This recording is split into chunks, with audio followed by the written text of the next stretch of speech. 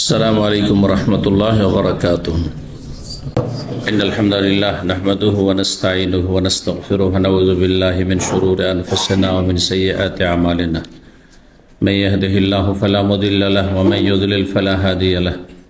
وأشهد أن لا إله إلا الله وحده لا شريك له وأشهد أن محمدا عبده ورسوله صلى الله تعالى عليه وعلى آله وصحبه وسلم تسليما كثيرا. أما بعد فقد قال الإمام البخاري رحمه الله تعالى: باب المؤانقة وقول الرجل كيف أصبحت؟ قال حدثنا إسحاق قال أخبرنا بشر بن شعيب قال حدثني أبي عن الزهري قال أخبرني عبد الله بن كعب أن عبد الله بن عباس رضي الله عنهما أخبره أن علي رضي الله عنه يعني ابن أبي طالب خرج من عند النبي صلى الله عليه وسلم. حدثنا أحمد بن صالح قال حدثنا أنبسة قال حدثنا يونس عن ابن شهاب قال أخبرني عبد الله بن مالك أن عبد الله بن عباس رضي الله تعالى عنه أخبره أن علي بن أبي طالب رضي الله عنه خرج من عند النبي صلى الله عليه وسلم في وجهه الذي توفي فيه فقال الناس يا أبا حسن كيف أصبح رسول الله صلى الله عليه وسلم؟ قال أصبح بحمد الله باريا الحديث.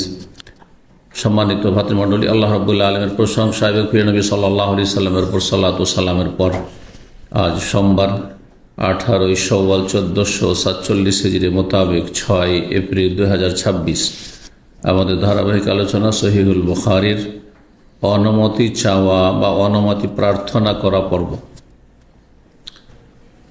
পর্ব নম্বর 6।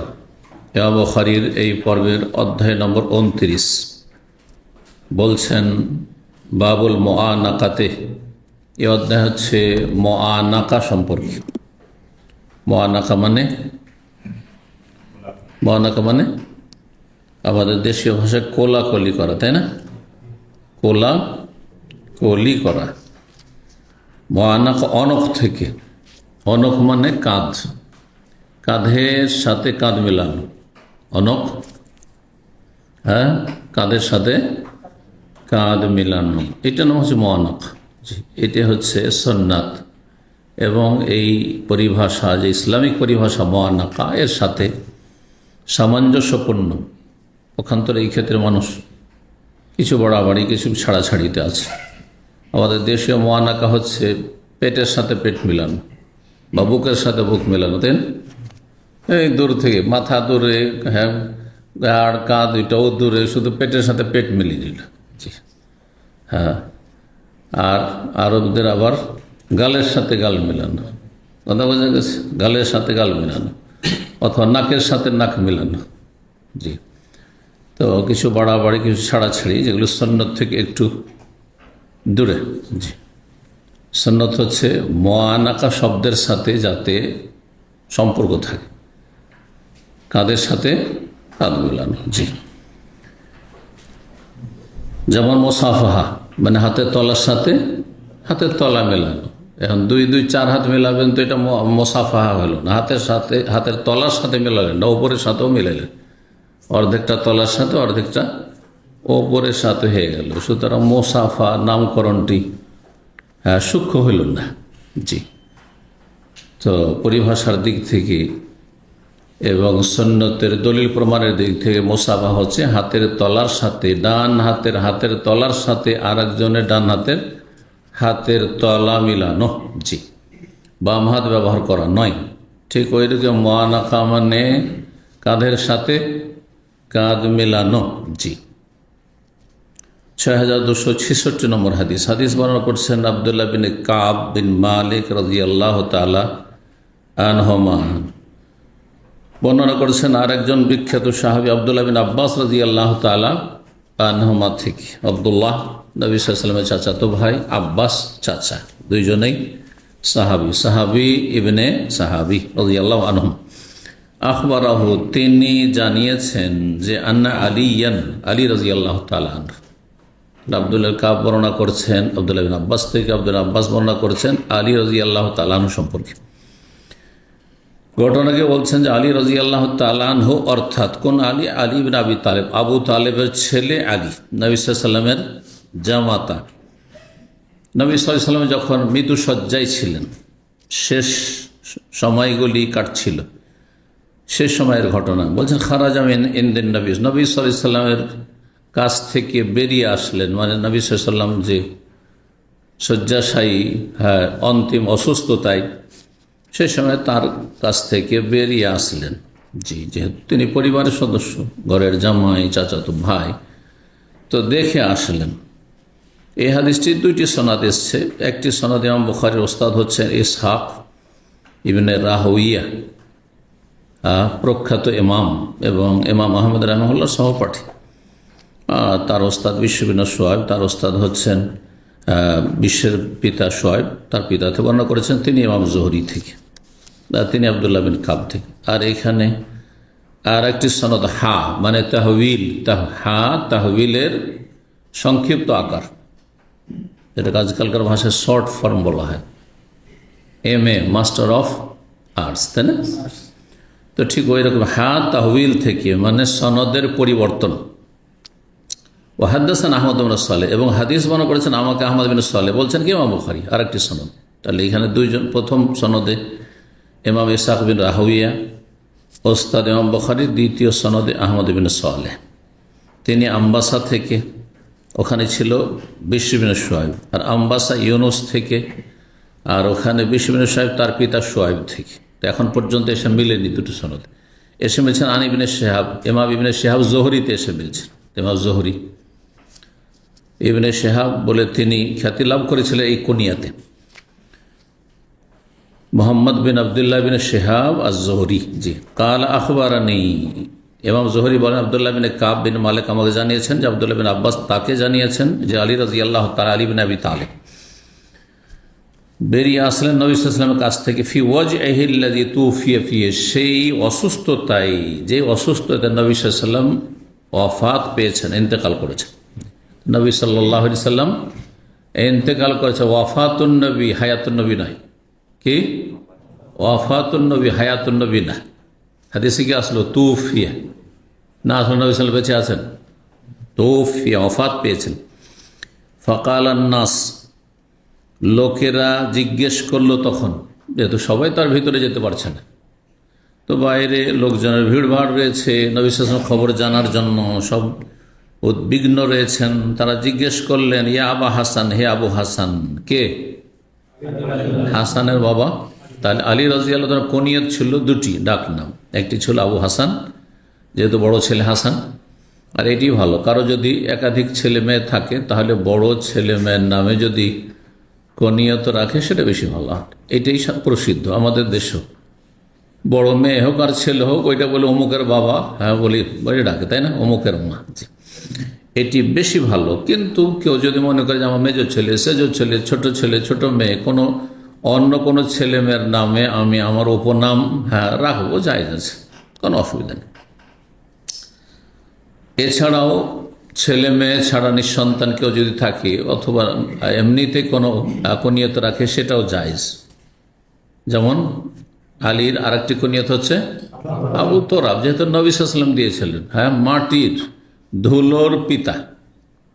আবু মানে ওয়ালাও হয় আজকালকার ভাষায়, আবু সম্বুল্লাতেন, দুই শীষওয়ালা, তাই না?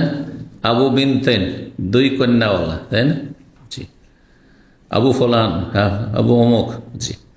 আবু মানে ওয়ালা, জি। আবু কাস, কতগুলি চাউলের আবু আবু দিয়ে আছে, তো কাস মানে গ্লাস, গ্লাসের বাপ চাউলটা, গ্লাসওয়ালা মানে গ্লাস মার্খাওয়ালা চাউল, দুই মেয়ে মার্খাওয়ালা চাউল, বোঝা গেছে? আবু সম্বর, দুটো শীষ হতে ছাপা আছে, ওই দু শীষ বিশিষ্ট। তা আবু মানে বিশিষ্ট বা সাহেবের অর্থ ব্যবহার করে থাকে লোকেরা। এবার বুঝতে পেরেছেন? জি। যার অনেক ছেলে মেয়ে আছে ওকে যে আবুল আউলাদ, জি, অনেক ছেলে মেয়েওয়ালা, জি জি।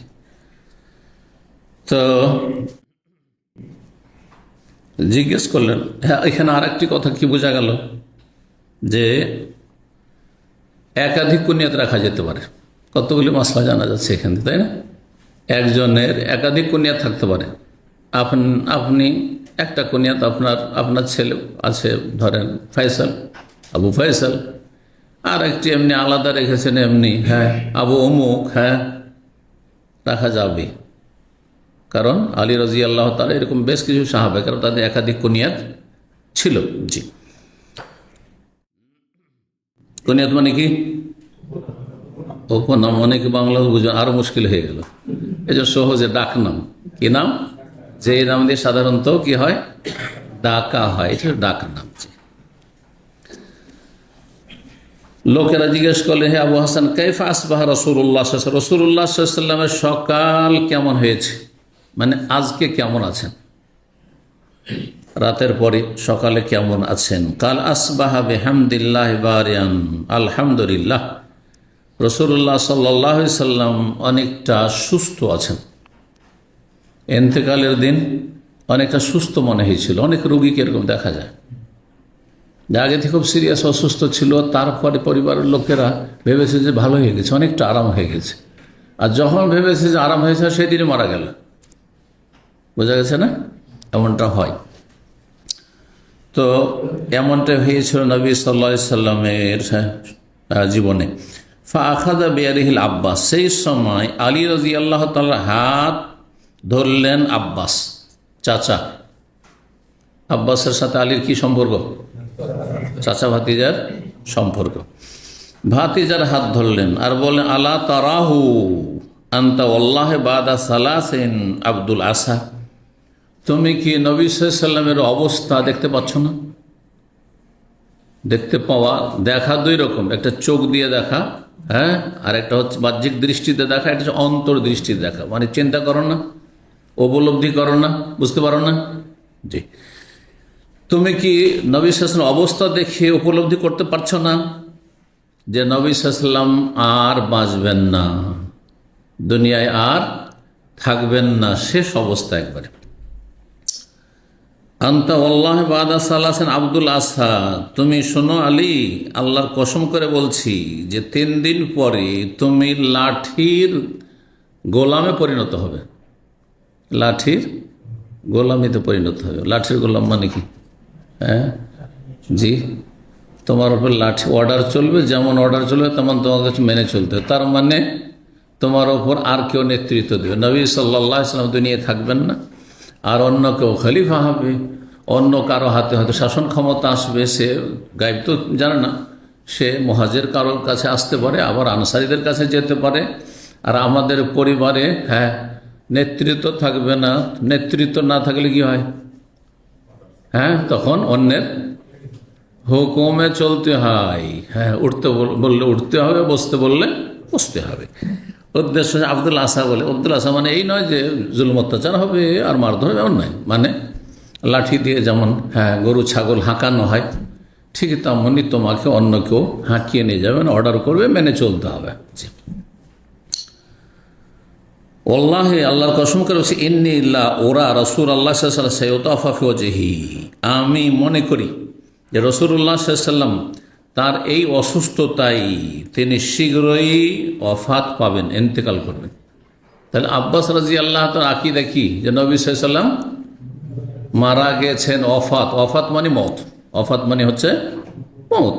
এটা আমাদের বাংলা ভাষাতে ব্যবহার হয়। জি, ওয়াইন্নী লা আরিফু ফি ওজুহি বানি আব্দুল মুত্তালিব আল মউত, আর নবী সাল্লাল্লাহু আলাইহি ওয়াসাল্লাম ইন্তেকাল করলে তারপরে আব্দুল মুত্তালিবের যারা গোত্র, আব্দুল মুত্তালিবের গোত্র, এদের চেহারায় আমি মরণের লক্ষণ দেখতে পাচ্ছি। তার মানে এরা হতাশ হয়ে যাবে, কারণ নবী সাল্লাল্লাহু আলাইহি ওয়াসাল্লাম চলে যায় এই অবস্থায়, আর নবী সাল্লাল্লাহু আলাইহি ওয়াসাল্লাম কাউকে খলিফা বানিয়ে গেলেন না, তাহলে হয়তো অন্যদের হাতে চলে যাবে।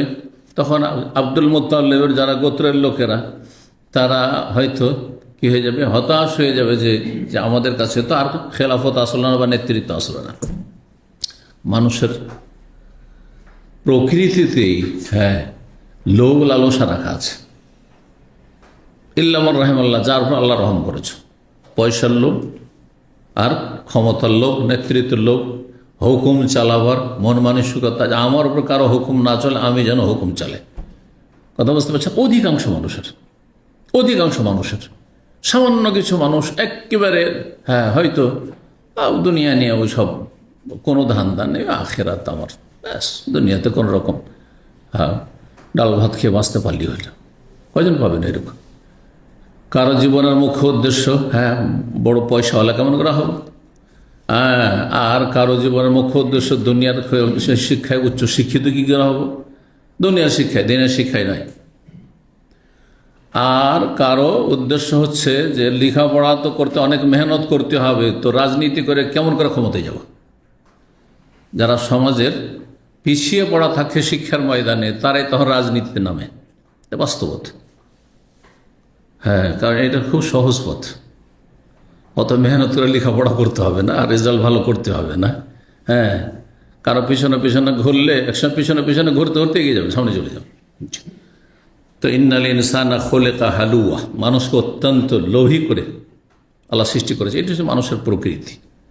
তবে আল্লাহ যদি রহম করেন তাহলে দুনিয়ার ওপর দিনকে প্রাধান্য দিতে পারবে, অনেকে পারে না। তো আব্বাস রাদিয়াল্লাহু তাআলা বলছেন যে আব্দুল মুত্তালিব তো চোখের সামনেও মরণের লক্ষণ দেখা যাচ্ছে তাদের, কারণ এই অবস্থায় অন্যরা যদি নেতৃত্ব করে খেলাফত পেয়ে যায় তাহলে তাদের হতাশ হয়ে যাবে, অন্যের হাওয়াডারে উঠতে হবে, বসতে হবে তাদেরকে। ফাযহাবিন আলা রাসূলিল্লাহ, সুতরাং আমাকে নিয়ে বা আমাদেরকে নিয়ে চলো, পরিবারের সদস্যদেরকে, আব্দুল মুত্তালিব গোত্রের লোকদেরকে নিয়ে চলো রাসূলুল্লাহর কাছে। ফানাসআলহু, আর তাকে গিয়ে জিজ্ঞাসা করি, ফিমা ইয়াকুনুল আমরু, মানে আমরুল খেলাফা, যে আপনার ইন্তেকালের পরে এই খেলাফত কার কাঁধে ন্যস্ত হবে, খেলাফতের দায়িত্ব, খেলাফত কে পাবে, তিনি নাম কি উল্লেখ করে যাচ্ছেন কিনা, নিযুক্ত করে যাচ্ছেন কিনা। ফাইন কানা ফিনা, নবী সাল্লাল্লাহু আলাইহি ওয়াসাল্লাম জিজ্ঞাসা করে নিলাম, যদি আমাদের মাঝেই যদি কাউকে তিনি নির্দিষ্ট করে দেন, আলেম না জানলে এটা সুনিশ্চিত আমরা জানতে পারলাম যে নবী সাল্লাল্লাহু আলাইহি ওয়াসাল্লাম ইন্তেকালের পরে অমুক খলিফা হবে, আমাদের গোত্রেই হবে। ওয়াইন কানা ফি গায়রিনা, আর যদি আমাদের ছাড়া ভিন্ন কোনো গোত্রে বংশী হয়, মুহাজিরদের অন্য গোত্রে, কুরাইশদের অন্য গোত্রে, অথবা আনসারীদের মাঝে, সেটাও হইতে পারে, নবী সাল্লাল্লাহু আলাইহি ওয়াসাল্লামের ইচ্ছা। যদি অন্যদের মাঝে হয় তো আমার না হু, তাহলে নবী সাল্লাল্লাহু আলাইহি ওয়াসাল্লামকে আমরা বলবো, অনুরোধ করবো, ফাউসাবেনা, আমাদের সম্পর্কে কিছু ওসিয়ত করবেন, আমাদের কিছু উপদেশ দেবেন, কেমনভাবে চলতে হবে, নেতার আনুগত্য করে, আর তারপরে কিছু উপদেশমূলক কিছু বলবেন, এবং আমাদের জন্য অন্যদেরকে যারা নেতৃত্ব পাবে তাদেরকে ওসিয়ত করে যাবেন যে নবী সাল্লাল্লাহু নিকট আত্মীয়দের সাথে সদাচরণ করি, ভালো আচরণ করি, সুদৃষ্টি রাখি। ফাউসাবেন, আমাদের সম্পর্কে ওসিয়ত করবেন। কথা বুঝতে পারছেন আব্বাসের রাদিয়াল্লাহু তাআলা আনহু। কালা আলিউন, আলী রাদিয়াল্লাহু তাআলা আনহু তখন তার কথা গ্রহণ না করে তিনি নিজের যুক্তি পেশ করলেন। বরং আল্লাহ, আল্লাহ কসম করে বলছে, শোনেন চাচা, লাইন সাআলনাহা, যদি খেলাফত সম্পর্কে আমরা জিজ্ঞাসা করি তাকে, রাসূলুল্লাহ সাল্লাল্লাহু আলাইহি ওয়াসাল্লামের কাছে, ফামানা আনাহা, আর যদি নবী আমাদেরকে বাধা দিয়ে দেন, না তোমরা খেলাফত হবে না, তোমাদের আমার গোত্র থেকে বংশ থেকে খলিফা হবে না। বংশ তো ঠিক কুরাইশ বংশ, তো কুরাইশ বংশ থেকে হয়েছে, আবু বকর, ওমর, ওসমান সবাই কুরাইশ বংশ, কিন্তু গোত্র আব্দুল মুত্তালিবের গোত্র হবে না, হাশেম গোত্র হবে না, হয়নি, আবু বকর হাশেম গোত্র না, তাই না? তো নবী সাল্লাল্লাহু আলাইহি ওয়াসাল্লামের একবারে নিকট আত্মীয় যারা, তাদের মধ্য থেকে খলিফা হননি, না আবু বকর, না ওমর, না ওসমান, আলী হয়েছেন পরে। তো যদি নবী সাল্লাল্লাহু আলাইহি ওয়াসাল্লামকে জিজ্ঞাসা করি এই মর্মে যে আপনার পরে কে খলিফা হবে, তার নাম নিযুক্ত করে দিয়ে যান। ফামানা আনাহা, আর আমাদেরকে যদি বাধাগ্রস্ত করে দেন যে না, এসব ধান্দা তোমাদের না, তোমরা ব্যাস দিন করো, আল্লাহ ইবাদতবন্দি করো, এই দুনিয়ার নেতৃত্ব তোমাদের কোনো অংশ নেই, হতে পারে না, এটা করে দিতে পারে। লা ইউতিনাহান নাস আবাদান, তাহলে মানুষরা ওদের জেনে যাবে যে নবী সাল্লাল্লাহু আলাইহি ওয়াসাল্লাম অমুকের নাম কি করেছেন, উল্লেখ করে গেছেন খলিফা হিসাবে। সুতরাং কোনোদিনই আর মানুষের কাছে আশা রাখা যাবে না যে আমাদের কাউকে কেউ খলিফা বানাবে, কারণ নবী সাল্লাল্লাহু আলাইহি ওয়াসাল্লাম নিজেই বাধা দিয়ে গেছেন। সবাই বলবে যে নবী সাল্লাল্লাহু আলাইহি ওয়াসাল্লাম তোমাদের বলেছেন না, তোমরা নেতৃত্বে থাকবে না, সুতরাং আমাদেরকে আউট করে দিবে। তাহলে তার চাইতে ভালো এ সম্পর্কে না জিজ্ঞাসা করা। জিজ্ঞাসা যদি না করি তাহলে সবার যদি সুরাতে পরামর্শেতে হয় যে আমাদের পরিবার থেকে বা আমাদের নিকটাত্মীয়তে আব্দুল মুত্তালিবের গোত্র থেকে কাউকে খলিফা বানাবে, তো হয়ে যাবে। আর হয়েছেন আলী রাদিয়াল্লাহু আনহু খলিফা, চতুর্থ খলিফা হয়েছে। জি, আব্বাসের যুক্তি কি ছিল? যে একজনের নাম উল্লেখ করে দিবে।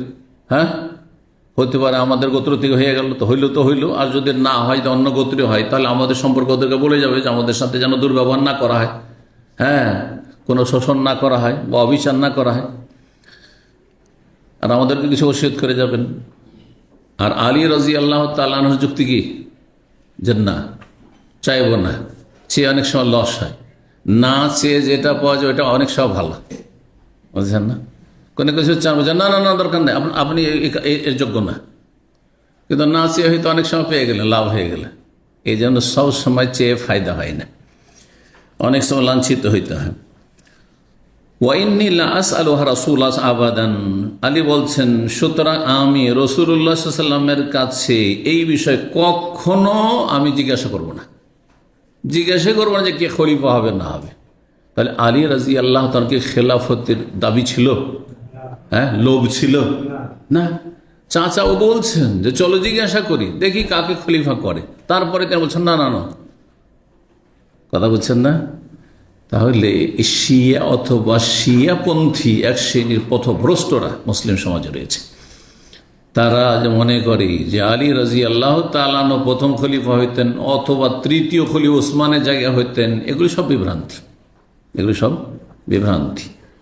আর যারা শিয়া রাফেজি ইরানপন্থী, তারা তো আবু বকর ওমর, দেখেন দুনিয়ার সারা বিশ্বে ওমর নাম আছে, আবু বকর নাম আছে। অমুসলিম দেশেও আহলে সুন্নাত, হানাফি, শাফি, মালিকি, হাম্বলি, আহলে হাদিসের মধ্যে আবু বকর আছে না? ওমর নাম আছে না? ওসমান আছে না? গোটা ইরানে বা দুনিয়ার কোনো জায়গায় কোনো শিয়া পরিবারে কারণ আবু বকর নেই, ওমর নেই, ওসমান নেই। বোঝা গেছে? বরং ওমরের খনি, অগ্নিপূজক মজুসির বিশাল মাজার আছে ইরানে, হ্যাঁ, ফিরোজের মাজার। বুঝতে পারছেন না? এই জন্য ভালো করে শুনে রাখেন, এই পরিস্থিতিতে এই অধিকাংশ মূর্খ মুসলিম, হ্যাঁ, আর তারপরে মিডিয়া হচ্ছে কাফেরদের হাতে, ইহুদি খ্রিস্টানদের হাতে, না হয় নাস্তিক সেকুলারদের হাতে, যারা সবাই হচ্ছে ইসলাম মুসলিমের শত্রু। সুতরাং এমনভাবে যেন উপস্থাপন করা হচ্ছে যে যুদ্ধ চলছে, হ্যাঁ, মুসলিম আর কাফের মাঝে, মুসলিম কাফের মাঝে বর্তমান যুদ্ধ চলে না ইরানের সাথে। এই যুদ্ধ এক কাফের আর এক কাফের সাথে চলছে, এক কাফের আর এক কাফের সাথে যুদ্ধ চলছে। আর এই দুই কাফের ইতিহাস আমাদের সামনে আছে 1400 বছরে।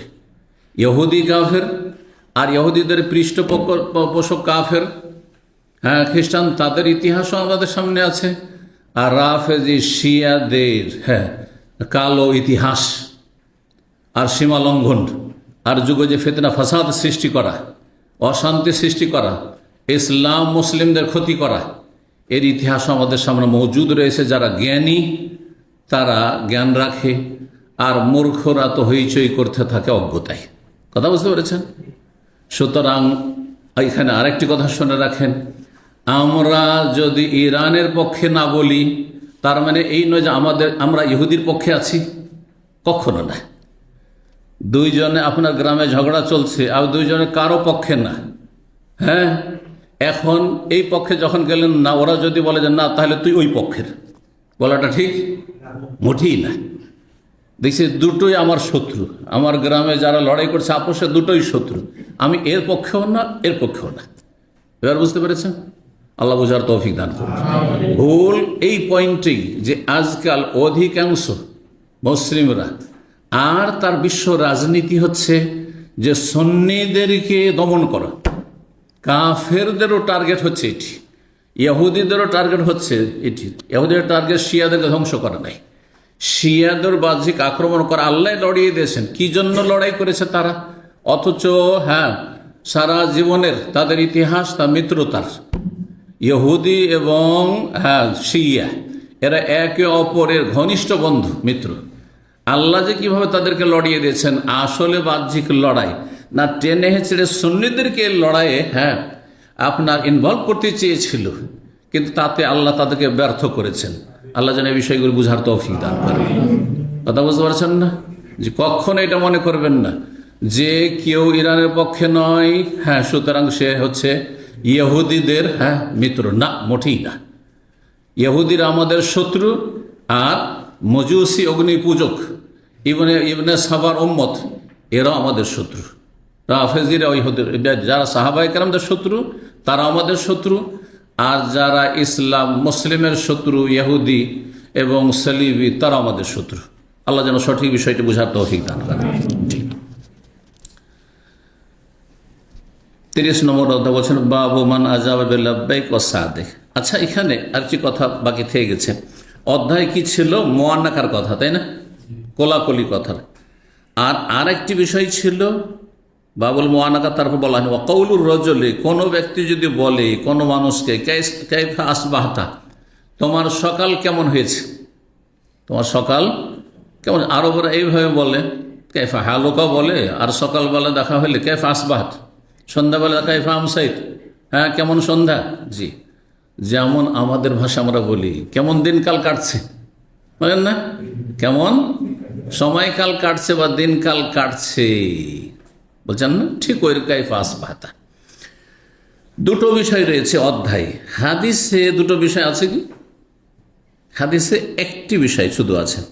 দেখেন, এখানে জিজ্ঞাসা করলেন আবু হাসানকে লোকেরা কাইফা আসবাহা রাসূলুল্লাহ সাল্লাল্লাহু আলাইহি ওয়াসাল্লাম, রাসূলুল্লাহ সাল্লাল্লাহু আলাইহি ওয়াসাল্লাম সকাল কেমন হয়েছে, মানে কাইফা আসবাহা তার সাথে মিল আছে, কিন্তু মুআন্নাকা কোথায়? কোলাকুলির কথা তো নেই। ইমাম বুখারী কোলাকুলির কথা বর্ণনা করেছেন কিসে? অধ্যায়ে। কিন্তু হাদিস তো সেই অনুকূলে হইতে হবে না, হাদিসে তো তার দলিল প্রমাণ হইতে হবে। কোথায়? হাদিসের সাথে অধ্যায়ের মিল নেই, এটি জানার বিষয়, খুব গুরুত্বপূর্ণ বিষয়। বরং মুআন্নাকার হাদিস সহিহ বুখারীতে আছে, তবে কিতাবুল বুয়ু, ব্যবসা বাণিজ্য সম্পর্কে যে হাদিস রয়েছে সেখানে মুআন্নাকার কথা রয়েছে, সেখানে কোলাকুলির কথা রয়েছে। বুঝতে পেরেছেন তো? হাদিস সহিহ হাদিস দ্বারা প্রমাণিত কোলাকুলি, কিন্তু এইখানে কোলাকুলির অধ্যায় নিয়ে এসছেন, কিন্তু সেই মোতাবেক হাদিস নিয়ে আসেননি। এই ক্ষেত্রে একদল বলছেন যে সাধারণত আরবরা কারোর সাথে দেখা হলে জিজ্ঞাসা করে যে কাইফা আসবাহত, কেমন সকাল হয়েছে, আর দীর্ঘদিন পর দেখা সাক্ষাৎ হয়েছে তখন মুআন্নাকা করে। সুতরাং এখানে আসবাহা তার যে হাদিসের কাইফা আসবাহ রাসূলুল্লাহ সাল্লাল্লাহু আলাইহি ওয়াসাল্লাম, তাতেই যেন মুআন্নাকার কথা শামিল রয়েছে, যে সাধারণত এমনটা হয়ে থাকে। মানুষের কেমন কি খবর জিজ্ঞাসা করার আগে দীর্ঘদিন পর দেখা সাক্ষাৎ হয়েছে, অথবা কেউ সফরে ছিল, সফর থেকে এসেছে, তখন মানুষ কোলাকুলি করে থাকে। কোলাকুলির ক্ষেত্রে সুন্নত হচ্ছে যে এই নয় যে 10 দিন 20 দিন পর দেখা হয়েছে সেই জন্য কোলাকুলি করবেন, বরং কোলাকুলির নিয়ম হচ্ছে যদি কেউ সফর থেকে আসে, কেউ আপনি দেশে গেছেন, দেশ থেকে এসছেন, অথবা অন্য কোনো দেশে গেছেন তারপরে সেখান থেকে ঘুরে এসছেন, এইরকমই অন্য কোনো সফরে গেছে, এখান থেকে মক্কা মদিনা গেছেন আর তারপর ওখান থেকে ফিরে এসেছেন, তারপরে এসে কারোর সাথে দেখা সাক্ষাৎ হচ্ছে, তো একে অপরের সাথে মুআন্নাকা যে করবে যখন ইজা কাদিমা মিন সফর, সফর থেকে যখন আসবে, এটি হচ্ছে সুন্নাহ। আর এত ঘন ঘন যখন তখন 2 দিন 3 দিন 4 দিন পর পর এমনি মুআন্নাকা, এটি সুন্নত নয়, সুন্নতের খেলাফ কাজ। জি, ঈদ উপলক্ষে মুআন্নাকা এটাও সুন্নত নয়, ঈদের ময়দানেও নয় আর মসজিদও নয়, এর আগে বলেছি বিষয়টি। এগুলো হচ্ছে প্রথা, একদল প্রথা হিসাবে জায়েজ বলেছেন, আর আরেক দল বলছেন না, প্রথাকে নেই, প্রথা করতে করতেই তখন সেটি ইবাদতে পরিণত হয়ে যাচ্ছে, বেদাতে পরিণত হয়ে যাচ্ছে, না করলে মানুষ এটাকে দোষণীয় মনে করছে। ঈদের দিন কেউ যদি কোলাকুলি না করে তো আইবের বিষয় হয়ে যাচ্ছে, আরবদের মধ্যে এরকমটা হয়ে যাচ্ছে খানিকটা, তো বেদাতের আকার ধারণ করতে যাচ্ছে। সুতরাং এগুলো বর্জন করা, এটা হচ্ছে সুন্নাহর কাছাকাছি। আবার কেউ কেউ বলেছেন ইমাম বুখারী রাহিমাহুল্লাহ আগে অধ্যায়টা লিখে নিতেন, চ্যাপ্টার, বিষয়বস্তু, অধ্যায় লিখে নিতেন বাবুল মুআন্নাকা, আর তারপরে অন্য আরো অধ্যায়গুলো লিখেছেন, আর ধীরে ধীরে হাদিস নিয়ে আসতেন, ধারাবাহিক হাদিস নিয়ে আসতেন। তো হাদিস যখন যেটা পেতেন, যে বিষয়ের সাথে সম্পর্কিত, সেখানে হাদিসটাকে লিখতেন। এখানে মুআন্নাকার অধ্যায় তো লিখেছেন, কিন্তু তার ইন্তেকাল মুআন্নাকার হাদিস এখানে লিখার আগে চলে এসেছে, সুতরাং জায়গাটি মুআন্নাকা শূন্য থেকে গেছে, মুআন্নাকার হাদিস আর নিয়ে আসার সুযোগ হয়নি। আল্লাহু আ'লাম। কেউ বলেছেন দুটোই তাহের কথা বলা হয়েছে। কেউ বলেছেন যে এই যে কাইফা আসবাহা, ওতে মুআন্নাকা শামিল রয়েছে, যেহেতু এর আগে এক জায়গায় উল্লেখ হয়ে গেছে, ব্যবসা বাণিজ্যের অধ্যায় মুআন্নাকার কথা চলে এসছে, সুতরাং সেটার উপরে যথেষ্ট করেছেন। আবার কেউ বলছেন যে মুআন্নাকার হাদিস হয়তো নিয়ে আসছেন, কিন্তু তিনি সময় পাননি, যেটাকে বলা হয় সম্পাদনা করার, রিভাইজ করার, লেখক লিখার পরে কয়েকবার করে রিভাইজ করেন, তো রিভাইজ করার ফাইনাল রিভাইজের সুযোগ হয়তো পাননি, এমনটা বলা হয়েছে, ভাষ্যকারগণ বলেছেন।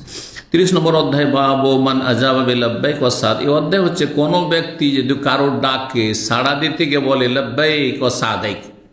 যেমন মাদ্রাসায় আমরা লেখাপড়া করেছি, যখন আমাদের রোল কল করা হইতো, রোল কল বুঝেন তো, ইংলিশটা মানুষ বেশি বুঝে, হ্যাঁ, নাম ডাকা হইতো, হাজিরা ডাকা হইতো, তখন কি বলতো, কেউ বলতো হাজির, হ্যাঁ, কেউ বলতো হাজির, আর কেউ বলতো লাব্বাইক, কোন কোন জায়গায় লাব্বাইক। এটা মাদ্রাসার কথা বলছি।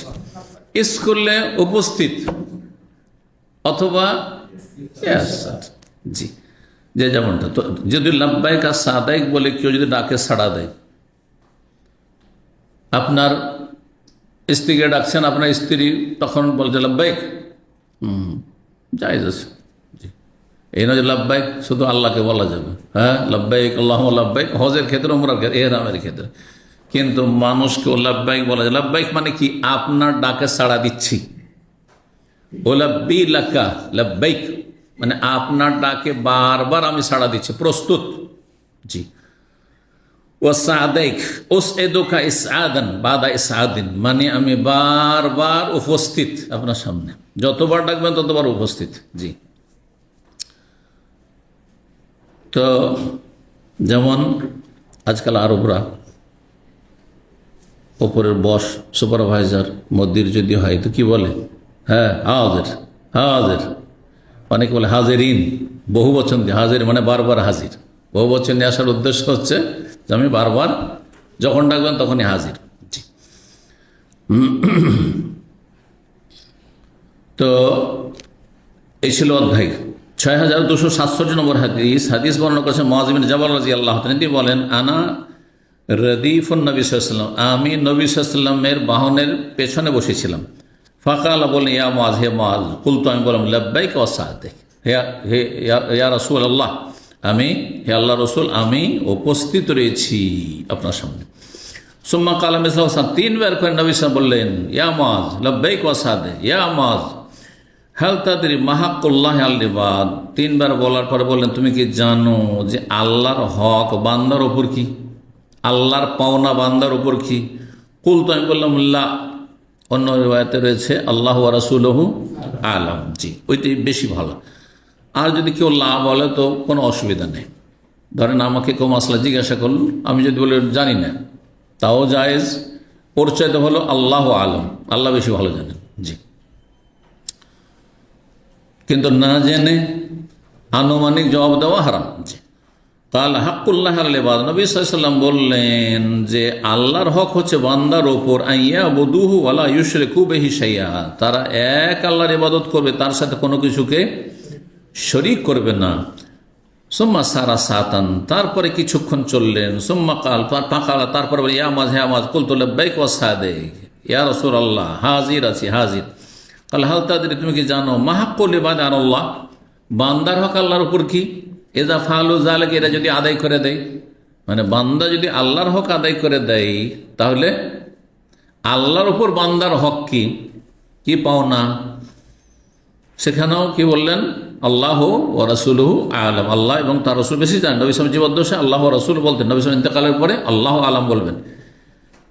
তারপরে নবী সাল্লাল্লাহু আলাইহি ওয়াসাল্লাম বললেন যে আল্লাহর ওপর বান্দার হক হচ্ছে যদি আল্লাহর ইবাদত করে মানুষ, আল্লাহর সাথে শরীক না করে, শিরক মুক্ত ইবাদত করে। শিরক মুক্ত না হলে ইবাদতই হয় না, শিরক হয়। যদি আপনি সেজদাকে 2 ভাগে ভাগ করেন, যে নামাজের সেজদা আল্লাহর জন্য আর মাজারের সেজদা হচ্ছে কবরের জন্য, তাহলে আপনার এটা ইবাদতের জীবন হলো না, আপনি মুশরিক।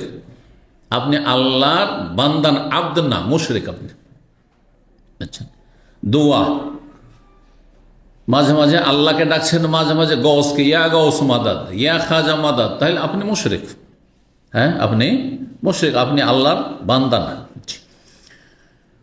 তো যদি তারা আল্লাহর ইবাদত করে, আল্লাহর সাথে শরীক না করে, তাহলে আল্লাহ ইউআযিবাহুম, আল্লাহ তাদেরকে আযাব দেবেন না। অন্য রিওয়ায়াতে আল্লাহ ইউআযিবা মান লা ইউশরিক বিহি শাইআ, যারা আল্লাহর সাথে শিরক না করে আল্লাহর ইবাদত করে মারা যাবে। শুধু শিরক করলো না, ইবাদতও করলো না, মাজার পূজাও করে নাই আর নামাজও পড়েনি, জান্নাত হবে নাকি? নেগেটিভ পজিটিভ দুটোই লাগবে। আল্লাহর ইবাদত করতে হবে মানে ফরজ ওয়াজিব আদায় করতে হবে, নামাজি হইতে হবে, হ্যাঁ, রোজাদার হইতে হবে, ফরজ ওয়াজিব আদায় করতে হবে, হারাম নাজায়েজ থেকে বাঁচতে হবে। আর শিরক থেকে নেগেটিভ হচ্ছে শিরক মুক্ত হইতে হবে, দুটোই থাকতে হবে। যেমন অনেক বংশীয় আহলে হাদিস আছে, জন্মসূত্রে জীবনেও মাজারে যায়নি, যাবেও না, কোনোদিন কেউ নিয়ে যেতে পারবে না হয়তো, জীবনে কোনো মিলাদ টিলাদ কিচ্ছু দেয়, এইসব বেদাত কিচ্ছু নেই, কিন্তু বেনামাজি, নামাজ সেকুলার, পেটুক, পেট পূজারি, জানা যাবে? এত সহজ না, মোটে না। নাম দিয়ে কেউ জান্নাতে যাবে না, নাম অনুযায়ী কাজ কাম হইতে হবে। জি, 6268 নম্বর হাদিস। হাদিস বর্ণনা করছেন ইমাম আমাশ, সুলাইমান আল আমাশ, সুলাইমান ইবনে মেহরান আল কুফি, কুফার ইমাম ছিলেন তিনি।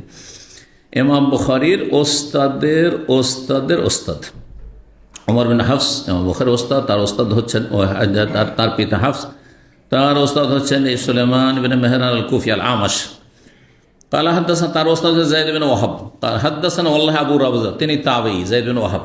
তিনি বলছেন আমাদেরকে হাদিস বর্ণনা করেছেন, আল্লাহর কসম করেছে, আবু যার রাদিয়াল্লাহু তাআলা আনহু কোথায়? রাবাজা নামক স্থানে। রাবাজা মদিনা থেকে আল কাসিম আসতে যখন মোটামুটি 200 কিলোমিটার মতো, 170 থেকে 200, কেউ 170 লিখেছে, কেউ 200, কারণ পুরাতন রাস্তা নতুন রাস্তায় পার্থক্য রয়েছে। আগের পুরাতন রাস্তা আলাদা ছিল, এখন নতুন রাস্তা হয়েছে যেটা হাইওয়ে। তো যাই হোক, 170 থেকে 200 কিলোমিটার কাছাকাছি দূরত্বে মদিনা থেকে আল কাসিমের দিকে আসতে রাবাজা নামক একটি এলাকা আছে। যেহেতু আমরা হাদিস পড়েছি আর ইসলামের ইতিহাস পড়েছি, আরব দেশের ইতিহাস পড়েছি, সুতরাং যখনই আমি এই রাস্তা দিয়ে আসি, এবারও আমার ছেলে মেয়ে সবাইকে নিয়ে আসছিলাম, তো গাড়িতে যারা ছিল তাদেরকে বললাম যে এখানে একটি জায়গা আছে যার নাম হচ্ছে রাবাজা। এই জায়গায় আবু যার রাদিয়াল্লাহু তাআলা আনহু হিজরত করে চলে এসেছিলেন এবং শেষ জীবন পর্যন্ত এখানেই ছিলেন, তার ইন্তেকাল হয়েছিল। তার জানাজা পড়ার সময় লোকজন কেউ তেমন ছিল না, তার এক গোলাম ছিল। আর ইবনে মাসউদ রাদিয়াল্লাহু তাআলা আনহু একদল লোকজনকে নিয়ে সফরে যাচ্ছেন, কুফার উদ্দেশ্যে যাচ্ছিলেন, তখন তারা এই জানাজায় শরীক হয়েছেন, জানাজা আদায় করেছিলেন। জায়গাটি রাস্তার ওপর থেকে লোকেশন দেওয়া আছে, একটু ভালো করে লক্ষ্য করলে একটা লোকেশন দেওয়া আছে রাবাজা বলে। এই রাবাজা নামক জায়গাটি একটি মিকাত হাদিস রয়েছে, জাত ইরক।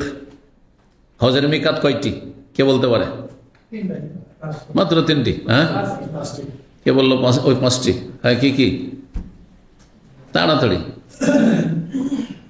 এত এত ভূমিকা বলতে মুশকিল। হ্যাঁ, ইয়ালাম, তাড়াতাড়ি গেছে, এর কাশিতে সব গেছে। হ্যাঁ হ্যাঁ, বীর আলী বলে হাদিসে নেই। হ্যাঁ, গেল সব। হ্যাঁ, তার মধ্যে একটি হচ্ছে জাতে ইরক, একটি হচ্ছে জাতে ইরক। জি, এই জাতে ইরক ইরাকবাসীদের জন্য জাতে ইরক, যেটি যে আল কাসিম হয়ে যখন মদিনা ঢুকছেন তখন বাম হাতে পড়বে, আর তায়েফ দিয়ে যখন মক্কা ঢুকছেন তখন ডান হাতে পড়বে। বোঝা গেছে? সরাসরি তায়েফের সাইল, আর সাইলুল কবির, হ্যাঁ, আর আরেকটু ডান দিকে গেলে সেটি হচ্ছে এই রকমের কোনো হাইওয়ে নাই সেই এলাকায়, জাত ইরক। এই জাত ইরকের কাছাকাছি রাবাজা নামক জায়গাটি, মদিনা থেকে প্রায় 200 কিলোমিটার দূরে। আর এলাকার নাম বর্তমানে হানাকিয়া, হানাকিয়া থেকে 100 কিলোমিটার দূরে। বলছেন যে আবু যার রাদিয়াল্লাহু তাআলা আনহু রাবাজাতে হাদিস বর্ণনা করেছেন। আবু যার রাবাজা কেন চলে এসেছিলেন? কারণ তার একটি বিরল ফতুয়া ছিল, যেই ফতুয়া সাহাবায়ে কেরামদের একেবারে ইজমার খেলাফ ছিল। ওনার বুঝে উনি একবার অনড় ছিলেন, কট্টর ছিলেন, মোটেই সরে আসছিলেন না। কিন্তু মানুষ মাত্র ভুল হইতে পারে, নবী না। ওনার কথা ছিল উনি অনেক বেশি পরকালমুখী ছিলেন, আর এটা খুব বেশি হইতে গিয়ে ফতুয়া ভুল হয়ে গেছে। এই জন্য কখনো কখনো ইবাদত বন্দেগীতে কঠোরতা অবলম্বন করতে গিয়ে মানুষ কি হয়ে যায়, সীমা ছড়িয়ে যায়। যেমন অনেকেই সহি শুদ্ধ নামাজ পড়তে গিয়ে রাফায়েদান আমিনের গুরুত্ব খুশুর চাইতে বেশি দিয়ে দিচ্ছে, অথচ খুশু হচ্ছে ফরজ। হ্যাঁ, অন্তর লাগিয়ে নামাজ পড়া। মানে একটা লোক, হ্যাঁ, কাঁধে কাঁধে লাগানো, পায়ে পা ছাটানো, এটাকে এত গুরুত্ব দিয়ে দিয়েছে যে অনেক সব খুশুর চাইতে বেশি বাড়িয়ে দিয়েছে। পাশের লোক হচ্ছে ওই সুন্নতের খেলাফ বেদাতি তরিকার নামাজ পড়ালো, ও পায়ে পা লাগাবে না, কাঁধে কাঁধ লাগাবে না, ওর শরীরে অ্যালার্জি আছে। কথা বুঝতে পেরেছেন? যার ফলে ঘুসকিতে আছে। আর এ বলছে তুই কতদূর যাবি, তুই লেগেই আছে। এমন কিছু লোকেরা আছে, ও ভাবছে এটা করতেই হবে, অথচ এটা করতে গিয়ে ওর খুশু সব শেষ। ফরজ খুশু, একাগ্রতা, যেটা নামাজের রূহ, আত্মাই শেষ। হ্যাঁ, আত্মাকে রক্ষা করবেন আগে না আপনি শরীরের হাত পা এগুলো রক্ষা করবেন আগে? আরে রফে দেন, আমিন জোরে বলা, কাঁধে কাঁধে মেলানো আর পায়ে পা মেলানো, এগুলা হচ্ছে ওই হাত পায়ের আঙ্গুল এগুলোর মতো, বুঝতে পেরেছেন? আর খুশু হচ্ছে কিসের মতো? আত্মার মতো। আত্মা নেই, তারপরে নামাজ দিই তো শেষ। শুধু নামাজের বডি আছে, তাদের কিচ্ছু নেই। এটা বেশি জরুরি। সুতরাং কেউ সুন্নতের খেলাফ করে, ও যাবে যাক। হ্যাঁ, শয়তান ওর পাশে নামাজ, আমার পাশে না। কারণ আমি প্রথম নামাজ পড়েছি, তখন চেষ্টা করেছি তার সাথে মিলে দাঁড়াবার, কিন্তু সে দাঁড়াতে চায় না, ঘোষকিতে থাকে। তো ঘোষ যা, হ্যাঁ, শয়তানের কাছাকাছি যাক সে। জি, বুঝতে পেরেছেন? তো এই যে কথাটি বলছিলাম, যে বেশি পাবন্দি করতে গিয়ে অনেকে চরমপন্থায় চলে যায়। তার একটি নজির হচ্ছে যে তিনি বড়ই আল্লাহওয়ালা মানুষ ছিলেন, আর তারপরে একেবারে আখেরাত মুখী, আর দুনিয়া একেবারে বিমুখ ছিলেন।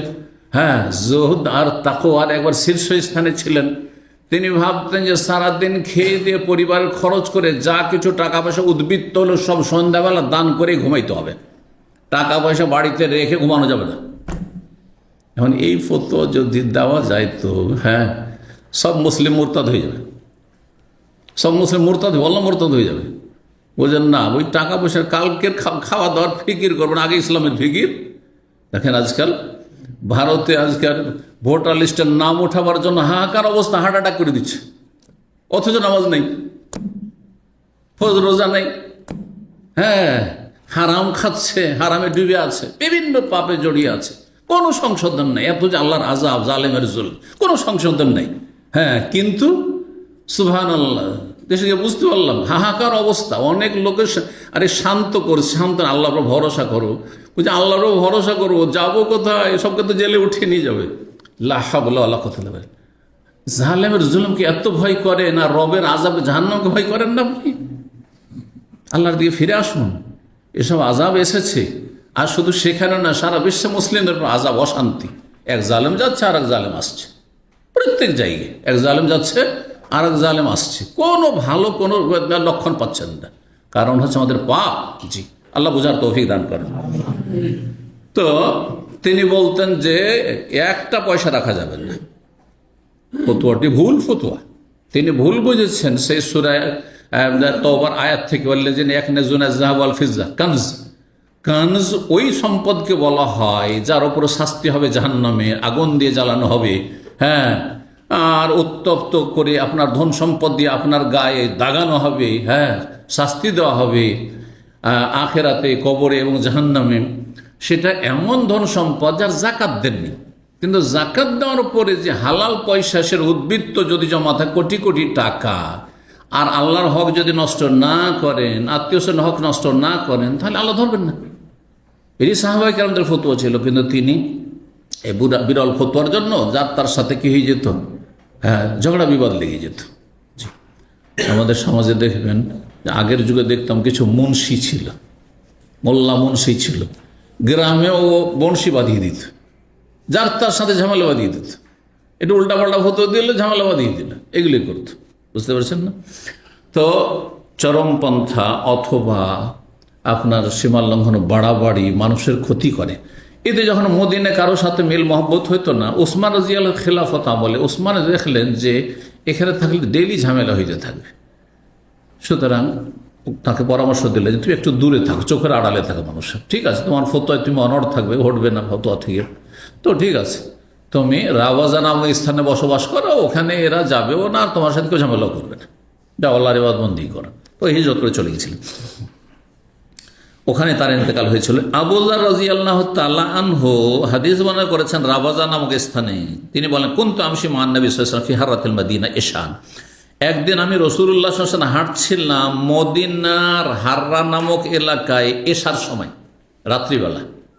হাররা দুই দিকে রয়েছে, হাররা শারকিয়া পূর্ব দিকে রয়েছে, হ্যাঁ, আর হাররা গারবিয়া পশ্চিম দিকে রয়েছে, পশ্চিম দিকে রয়েছে। পশ্চিম দিক কোন দিক? হ্যাঁ, বাবুস সালামের দিক থেকে যখন বেরিয়ে চলে যাবেন তখন এটা হচ্ছে পশ্চিম দিক, আর পূর্ব দিক হচ্ছে বাকরিদি হাররা শারকিয়া। তো কোন এক রাতে হাঁটছিলেন, ইস্তাকবালান ওহুদুন, আমাদের সামনে ভেসে উঠল ওহুদ পর্বত, সামনে ওহুদ পাহাড় দেখতে পেলেন। ফাকালা, জিজ্ঞেস বললেন, ইয়া হে আবুজার, মা ওহিব্বু আন্না ওহুদান লি জাহাবান, আমি পছন্দ করি না যে আমার কাছে ওহুদ পাহাড় সমপরিমাণ সোনা থাকবে, তাতি আলাইয়া লাইলা ও সালাস, আর আমার সামনে এক রাত অতিক্রম করবে অথবা 3 রাত অতিক্রম করবে, আর ওহুদ পাহাড় সমান সোনা আমি রেখে দেব, অথবা তার থেকে আমি ইন্দিমিনহ দিনারুন, একটা দিনার, একটা স্বর্ণমুদ্রা আমি বাড়িতে রেখে দেব, এটা আমি পছন্দ করি না। এই কথাটিও বুঝতে ভুল করেছেন তিনি। নবী সাল্লাল্লাহু আলাইহি ওয়াসাল্লাম নিজের জন্য পছন্দ করেন না, কিন্তু এটি অন্যের জন্য ধন সম্পদ সঞ্চয় করে রাখা হারামের কি প্রমাণ? আল্লাহওয়ালা মানুষ খেয়ে দিয়ে আশেপাশে গরিব আছে, সবকে যা আছে আমার কাছে আজকে খাইয়ে দাও, শেষ করে দেন, কালকে সকালে, কালকে হবে। পাখি যখন খেতে পাচ্ছে, পশু প্রাণী খেতে পাচ্ছে, আমি খেতে পাবো না? আল্লাহকে অধিক তাওয়াক্কুল, সেটা নবী সাল্লাল্লাহু আলাইহি ওয়াসাল্লামের চরিত্র ছিল, বৈশিষ্ট্য ছিল, কিন্তু উম্মতের জন্য সেটা ফরজ নাই। আমাদের জন্য ফরজ, সেটি ফরজ নাই, কিন্তু এটা যদি কেউ করতে পারে তো আরো ভালো, আরো ভালো, যে খেয়ে দেশে আবার কালকে চিন্তা করা যাবে, সকাল হবে তখন রুজি রোজগার করবো, আল্লাহ দিবে, তারপরে খাবো, কোনো অসুবিধা নেই, জায়েজ আছে। কিন্তু আল্লাহর উপর তাওয়াক্কুল থাকতে হবে।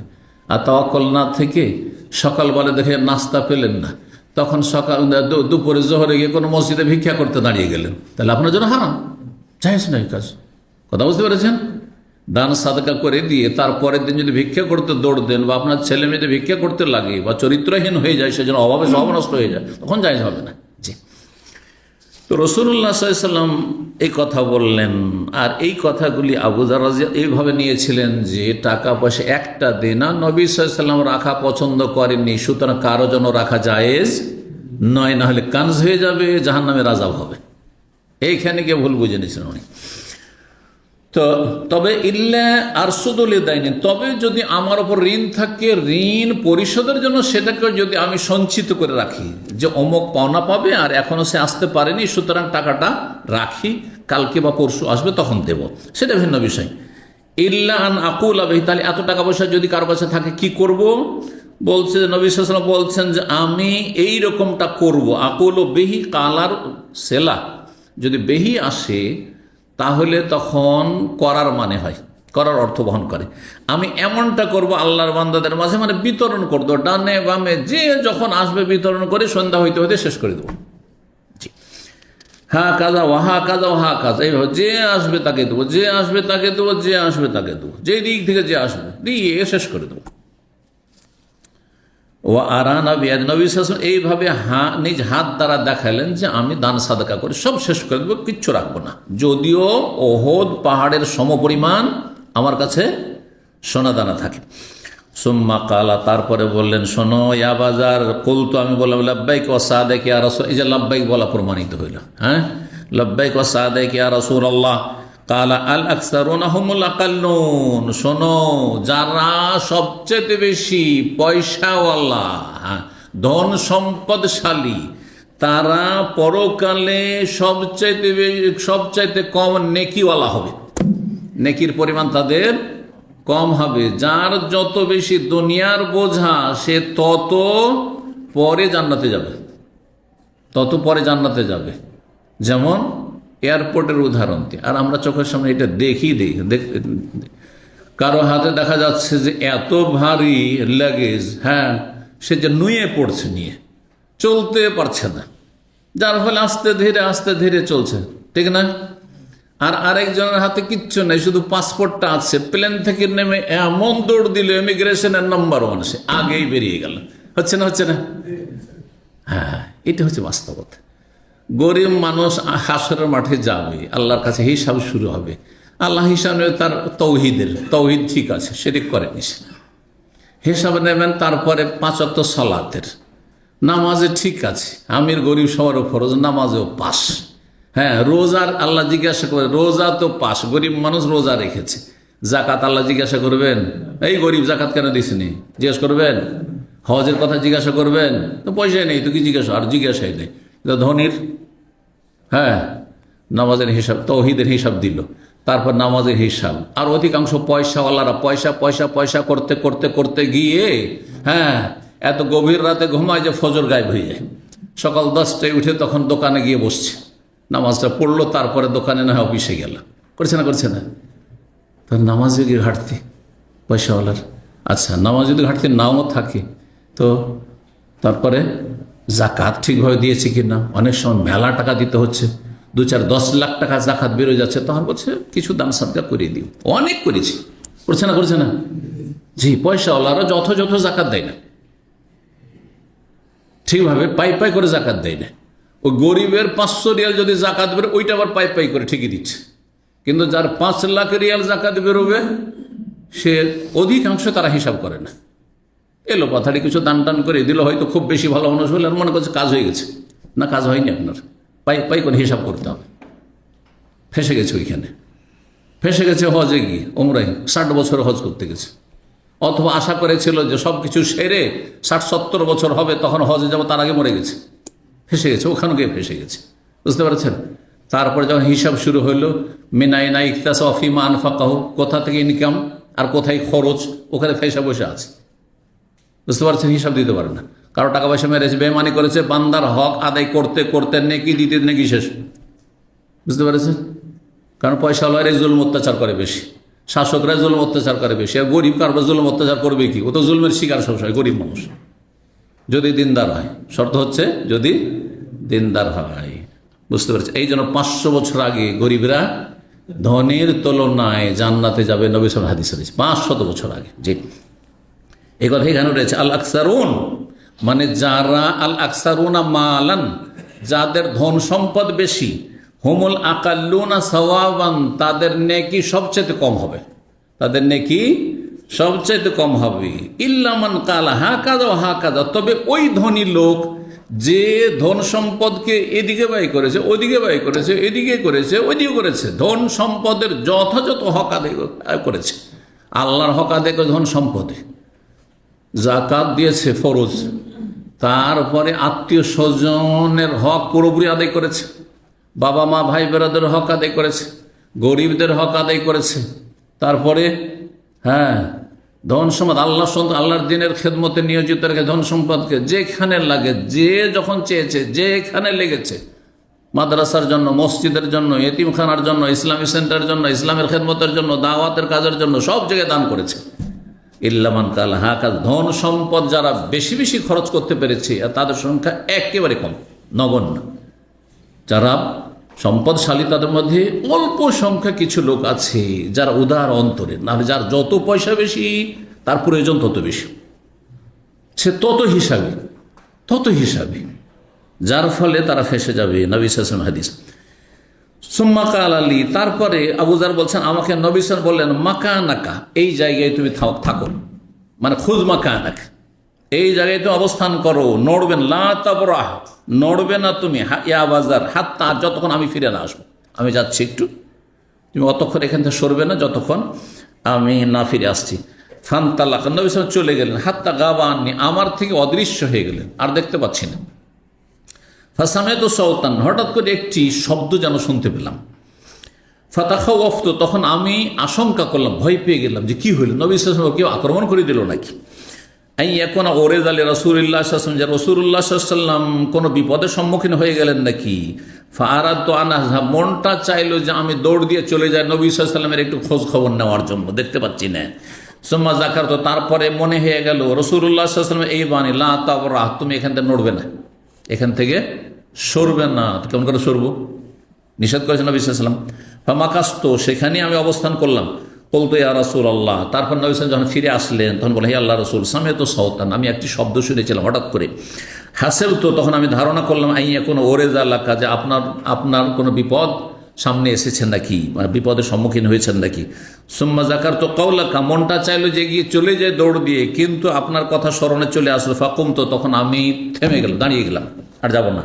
ফাকাল নবী সাল্লাল্লাহু বললেন যে ওই যে আওয়াজটি শুনেছিলে যে কারোর সাথে যেন কথোপকথন হচ্ছে বা কিছু, জাকা জিবরিল, বা কোনো একটা ওইরকম শব্দ হয়েছে, ওহি যখন আসে তখন শব্দ হইতো। জিবরাইল আলাইহিস সালামের আসার, ওহী নিয়ে আসার একটি পদ্ধতি ছিল, যেমন আপনার কোনো লোহার শিকল টেকল থাকে, আর সেটা একটা ঝনকার থাকে, হ্যাঁ, সিলসাতুল জারাস, ঘণ্টা বাজার মতো, তো এইরকম হতে পারে। তো বলছেন যে তিনি ছিলেন জিবরাইল আলাইহিস সালাম, আতানি, আমার কাছে এসেছিলেন একটি ওহী নিয়ে, এসে একটি বিষয় নিয়ে। তার নবী সাল্লাল্লাহু আলাইহি ওয়াসাল্লামের কাছে কোরআন ছাড়া ওহী আসতো। ফাখবারনি, আমাকে জিবরাইল এসে জানালেন, আন্নাহু মান মাতা মিন উম্মতি, আমার উম্মতের কেউ যদি এমন অবস্থায় মারা যায় যে লা ইউশরিকু বিল্লাহি শাইআন, আল্লাহর সাথে কোনো কিছুকে শরীক করেনি, কোনো শিরক নেই, বড় শিরক নেই, ছোট শিরক নেই, এমনটা যদি হয়, দাখালাল জান্নাহ, যদি শিরক মুক্ত হয়ে পুরোপুরি যেতে পারে তাহলে সে অবশ্যই জান্নাতে যাবে। বেনামাজি শিরক করে না, শিরক করে, এটাও শিরক, যে কোনো পাপ করা শিরক, এটাও মনে রাখবেন। বেনামাজি শিরক হচ্ছে কুপ্রবৃত্তির পূজা করা, হ্যাঁ, খেয়াল খুশি জীবনযাপন করা, ইত্তেবাউল হাওয়া, ইবাদতুল হাওয়া, হাওয়ার পূজা। সুতরাং যে কোনো পাপ করলে মানুষ কি জন্য করে? মন চেয়েছে সেজন্য করেছে, না আল্লাহ চেয়েছেন? হ্যাঁ, রসুল চেয়েছেন? ইসলাম চেয়েছে আপনার কাছ থেকে? কে চাইলো? মনটা চাইলো, সে নোংরা ছবি দেখলেন, এটা ইত্তেবাউল হাওয়া, এটা এক ধরনের শিরক। এই জন্য বিজ্ঞ ওলামারা বলেছেন যে কোনো গুনাহ হচ্ছে মাসি, যে কোনো আল্লাহ নাফরমানি হচ্ছে এক ধরনের শিরক, সেটা ছোট শিরক হোক অথবা বড় শিরক হতে পারে। ঈমান ভঙ্গ যদি হয় তাহলে বড় শিরক, তাহলে বেনামাজি হওয়া বড় শিরক, আর বড় শিরকের সমতুল্য। আর অন্য অন্য পাপ যেগুলোতে মানুষ ফাসেক হয় ছোট শিরকের মতো। জি, যদি কেউ আল্লাহর সাথে শরিক না করে মারা যায়, ফরজ ওয়াজিব আদায় করে, দাখালা জান্নাহ, সে জান্নাতে প্রবেশ করে। কুলতু, তখন আমি বলি, ইয়া রাসূলুল্লাহ, ওয়াইন জানা ওয়াইন সারাকা, একজন মানুষ আল্লাহর ইবাদতবন্দি করেছে, শিরিক করেনি, আর সে যদি জেনা করে, সে যদি চুরি করে, চোর হয়, তবুও জান্নাতে যাবে? তখন ওয়াইন জানা ওয়াইন সারাকা, যদিও জেনা করে থাকে, কখনো যদিও চুরি করে থাকে, তবুও জান্নাতে যাবে। কিন্তু এর মানে এই না যে প্রথমখানে যাবে, যাবে কোনো একদিন যাবে, হাজার হাজার শাস্তি পাওয়ার পরে কোনো একদিন যাবে। অথবা গুনাহ করেছিল কিন্তু খালেস অন্তরে তওবা করে সে ক্লিন, পরিষ্কার হয়ে গেছে, সেই জন্য প্রথমখানে জান্নাতে যেতে পারবে। বোঝা গেছে? চোর চুরি করে মারা গেল, নামাজি চোর, হ্যাঁ, তারপরে সহি আকিদার চোর, বুঝতে পেরেছেন না? সহি আকিদার জেনাকারী, নাসারুল্লাহ সালামাত ওয়াল আফিয়া, মানে সহি আকিদা বলতে হচ্ছে শিরক, সার্বিক দিক থেকে সহি আকিদা নয়, শিরক মুক্ত, মাজার মুক্ত, হ্যাঁ, মূর্তি পূজা মুক্ত, জাদু টোনা মুক্ত, এইসব মুক্ত। তো শিরক বিদআত করেনি, হ্যাঁ, 5 ওয়াক্ত নামাজ পড়েছে, কিন্তু জেনায় লিপ্ত হয়েছে, যদি এই অবস্থায় বিনা তওবায় চলে যায় তো কোনো একদিন জান্নাতে যাবে সাজা শাস্তির পরে। এবার বুঝতে পেরেছেন? আর যদি তওবা করে নেয়, আর সেই তওবা যদি আল্লাহর কাছে কবুল হয়ে যায়, খালেস অন্তরে করে থাকে, শর্ত পুরা করে থাকে, তাহলে আল্লাহ প্রথমখানে জান্নাত দিতে পারে, কারণ গুনাহ মাফ হয়ে গেছে। বোঝা গেছে? কিন্তু এই সংক্ষিপ্ত হাদিস থেকে এটা মনে করবেন না যে জেনাকারী জান্নাতে চলে যাবে সহজে, আর মদখোর জান্নাতে চলে যাবে, আর চোর জান্নাতে চলে যাবে, অত সহজে না, অত সহজ নয় বিষয়টি। কালা ওয়াইন জানা ওয়াইন সারা কুলতু লিজাইদ, তখন আমি জাইদকে বললাম। এখন কে বলছেন কুলতু? এই যে জাইদের ছাত্র ইমাম আমাশ, ওই জন্য আমি হাদিস সনদ থেকে তর্জমা করেছিলাম। সুলাইমান মেহরান আল আমাশ বলছেন, আমি জাইদ আমার ওস্তাদ জাইদ বিন ওয়াহাবকে বললাম, ইন্নাহু বালাগানি, আমার কাছে এই হাদিসটি পৌঁছেছে, আন্নাহু আবু দারদা, এই হাদিসের বর্ণনাকারী আবু দারদা, মানে এই হাদিসটি আমি শুনেছি কিন্তু আবু দারদার মাধ্যমে। আবু দারদা বর্ণনা করছেন আবু যার রাদিয়াল্লাহু তাআলা আনহু থেকে। জি, ফাকালা, তিনি বলেন, আশহাদু, আমি সাক্ষী দিচ্ছি যে লাহাদাসানি, হে এই হাদিস বর্ণনা করেছেন আমাকে। আবু দারদা বলছেন আমাকে এই হাদিসটি অবশ্যই বর্ণনা করেছেন আবু যার রাদিয়াল্লাহু তাআলা আনহু। কোথায়? বীর রাবাজা, রাবাজা নামক স্থানে। কাল আল আমাশ হাদাসানি আবু সালেহ আন আবি দারদা নাহওয়াহু, এই যে আবু দারদার নাম এখানে আসল। কাল আবু শিহাব আনিল আমাস ইয়ামকুসু ইনদি ফাওকা সালাস, যে ধন সম্পদ আমার কাছে ওহদ পাহাড় সম পরিমাণ থাকবে স্বর্ণ, আর সেটা 3 দিন ধরে থাকবে। কোন রিওয়ায়াতে 1 দিন রয়েছে, কিন্তু এই সনদে রয়েছে 3 দিনের কথা। আর আমি সেটা দান সাদকা করে শেষ করবো না, এমনটা নয়। নবী সাল্লাল্লাহু আলাইহি ওয়াসাল্লাম রাখতেন না। নবী সাল্লাল্লাহু আলাইহি ওয়াসাল্লাম আগামী দিনের জন্য রাখতেন না, কিন্তু আমি আপনি যদি রাখি তো জায়েজ রয়েছে। তবে ফরজ হকগুলি আদায় করি। আপনার বাপ মা অসুস্থ থাকবে আর আপনি টাকা জমা করে রাখবেন, বাপ মার চিকিৎসা করাবেন না, বাপ মার থাকার ভালো জায়গা নেই, ভালো জায়গা দেবেন না, বাপ মার ভালো পোশাক নেই, পোশাক দেবেন না, বাবা মায়ের খরচা দেবেন না, খাওয়া দাওয়া দেবেন না, আর আপনি টাকা সঞ্চয় করে রাখবেন, এটা হারাম। এইরকমই আপনার ভাই বোন গরিব অভাবী, তারা খেতে পাচ্ছে না, আর আপনি আমোদ ফুর্তি করে খাচ্ছেন আর টাকা জমা করে রাখছেন, এটাও চলবে না। জি, এই বিষয়গুলো বিস্তারিত বিভিন্ন সময় আলোচনা করা হয়েছে, সময়ের স্বল্পতার জন্য এখানে শেষ করছি। 31 নম্বর অধ্যায় বাবনে অধ্যায় লা ইউকিমুর রাজুলু রাজুলান মিন মাজলিসিহি, কোন মানুষ আগে থেকে যদি বসে থাকে কোন মজলিসে, তাহলে একজন আরেকজনকে উঠিয়ে সেখানে বসবে না, উঠিয়ে বসবে না। ওই রকমের যারা বসে আছে উচিত হবে সেখানে জায়গা করে দেওয়া। নিজে উঠে যাবেন আর বলবেন বসেন বসেন বসেন, এটা করার কোনো প্রয়োজন নেই, বরং ব্যবস্থা করে দেন একটু, সেটে বসেন, জি, জায়গা করে দেন। এটা হচ্ছে শরীয়তের বিধান। কিন্তু কেউ যদি কারো সম্মানার্থে, বড় ব্যক্তির সম্মানার্থে উঠে যায়, তাহলে সেটা ভালো অবশ্যই। বিশেষ করে যারা এলমের ক্ষেত্রে সম্মানিত, বয়সের ক্ষেত্রে সম্মানিত, মান মর্যাদার ক্ষেত্রে সম্মানিত, আপনার বাপ, আপনার চাচা, আপনার মামা, আপনার দাদা, বৃদ্ধ মানুষ, বয়স্ক মানুষ, আর জায়গা দেবেন না আপনি, আসবে পরে এসছে সেজন্য আপনি বসে থাকবেন, জায়গা দিয়ে দেবেন, জি। কিন্তু উঠাবে না, বলবেন না তুমি উঠো, তুমি উঠো আমি বসবো, এটা করা যায় না, জি। 6269 নম্বর হাদিস মানে করছেন আব্দুল্লাহ বিন উমর রাদিয়াল্লাহু তাআলা আনহুমা, তিনি বলেন নবী সাল্লাল্লাহু আলাইহি ওয়াসাল্লাম বলেছেন লা ইউকিমুর রাজুলু রাজুলা,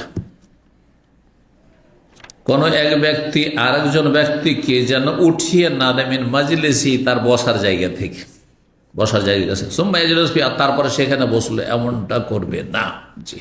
আমি এইরকম যদিও এটি বিরল দেখেছি, পুরাতন কিছু ছাত্র নিজেকে এত সিনিয়র ভাবতো, পরে এসছে, আসার পরে ডেলি যেহেতু এখানে বসে, একজন নতুন লোক এসে বসে গেছে, বলছে আপনি উঠে ওইদিকে বসে, উঠিয়ে দিয়ে তার বসে না, এটা জায়েজ নাই।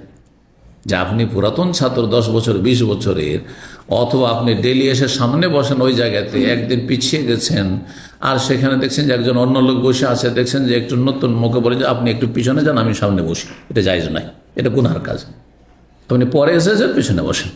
হাইসু আনতাহিল মজলিস, সাহাবায়ে কেরাম আদত ছিল যেখানে মজলিস শেষ, জায়গায় বসা শুরু হচ্ছে, সেখানে গিয়ে বসেন, আপনি সেখানে গিয়ে বসেন, জি। 32 নম্বর অধ্যায় বাবনে অধ্যায় হচ্ছে ইযা কিলা লাকুম তাফাসসাহু ফিল মাজালিস, যদি আপনাদেরকে বলা হয় যে বসার জায়গা করে দেন, বসার জায়গা একটু প্রশস্ত করেন, একটু সেটে বসেন, সামনে এগিয়ে বসেন, জায়গা হচ্ছেন, অন্যদেরকে জায়গা দেন, তাহলে এই ডাকে সাড়া দিতে হবে। এটি কোরআনের হুকুম, ফাফসাহু, তাহলে প্রশস্ত করে দাও, ইয়াফসাহিল্লাহু লাকুম, আল্লাহ তোমাদের জন্য প্রশস্ত করে দেবেন। আর যদি বলা হয় দায়িত্বশীল পক্ষ থেকে ফানসুজু, একটু দাঁড়িয়ে যান, উঠে যান, তাহলে উঠে যাবেন, জি। সূরা মুজাদালা আয়াত নম্বর 11। 6270 নম্বর হাদিস বর্ণনা করেছেন আব্দুল্লাহ বিন উমর রাদিয়াল্লাহু তাআলা আনহু, তিনি বলেন নবী সাল্লাল্লাহু আলাইহি ওয়াসাল্লাম নিষেধ করেন ইউকামার রাজুল মাজলিসি, কোনো মানুষকে তার বসার জায়গা থেকে উঠিয়ে দেওয়া, আর নিষেধ করেছেন ওয়াজলিসু ফি আখার, আর অন্য ব্যক্তি সেখানে গিয়ে বসবে, এমনটা ঠিক নয়। ওয়ালাকিন তাফাসসাহু ওয়া তাওয়াসসাউ, প্রশস্ত করো এবং মানুষের জায়গা করে দাও। আব্দুল্লাহ বিন উমর রাদিয়াল্লাহু তাআলা আনহু মা সম্পর্কে বলছেন ইয়াকরাহু, তিনি অপছন্দ করতেন আইয়াকুমার রাজুল মাজলিসিহি, যে কোনো মানুষ নিজের বসার জায়গা থেকে উঠে যাবে, সুম্মা ইউজিল্লা ইলাসু মাকানু, তারপরে অন্য লোককে বসাবে। কেন আপনি এমন উঠে কেন যাবেন? আপনি বসে আছেন, বসে থাকেন আর জায়গা করে দেন, একটু সেটে বসে যান আর পাশে জায়গা করে দেন। কিন্তু যেমনটা বললাম যে নিজে থেকে কেউ যদি নিজের জায়গা ছেড়ে দেয়, এটা হচ্ছে কি করার, নিজের হক অন্যকে দিয়ে দেওয়া জায়েজ আছে। আপনার ভাতের থালা আপনি রেডি করেছেন খাওয়ার জন্য, আর হঠাৎ করে একজন মেহমান এসেছে, দেখছেন যে আমি যদি খাই তাহলে মেহমানের হবে না, আপনি না খেয়ে থেকে যদি খাওয়ান তো জায়েজ নয়। ঠিক ওই রকমই আপনার জায়গা আপনি বসে গেছেন, দেখলেন যে একজন আসলে আমার চাইতে সিনিয়র, আর নিজে থেকে উঠে গেলেন, ভাই আপনি বসেন, আমি পিছনে বসুন, জায়েজ আছে। কিন্তু ওনার জন্য জায়েজ নয় যিনি এসেছেন, যতই বড় ব্যক্তি হোক না কেন, যে আপনি ওঠেন আমি বসবো, এটা বলা জায়েজ, এটা আমার জন্য জায়েজ না, জি।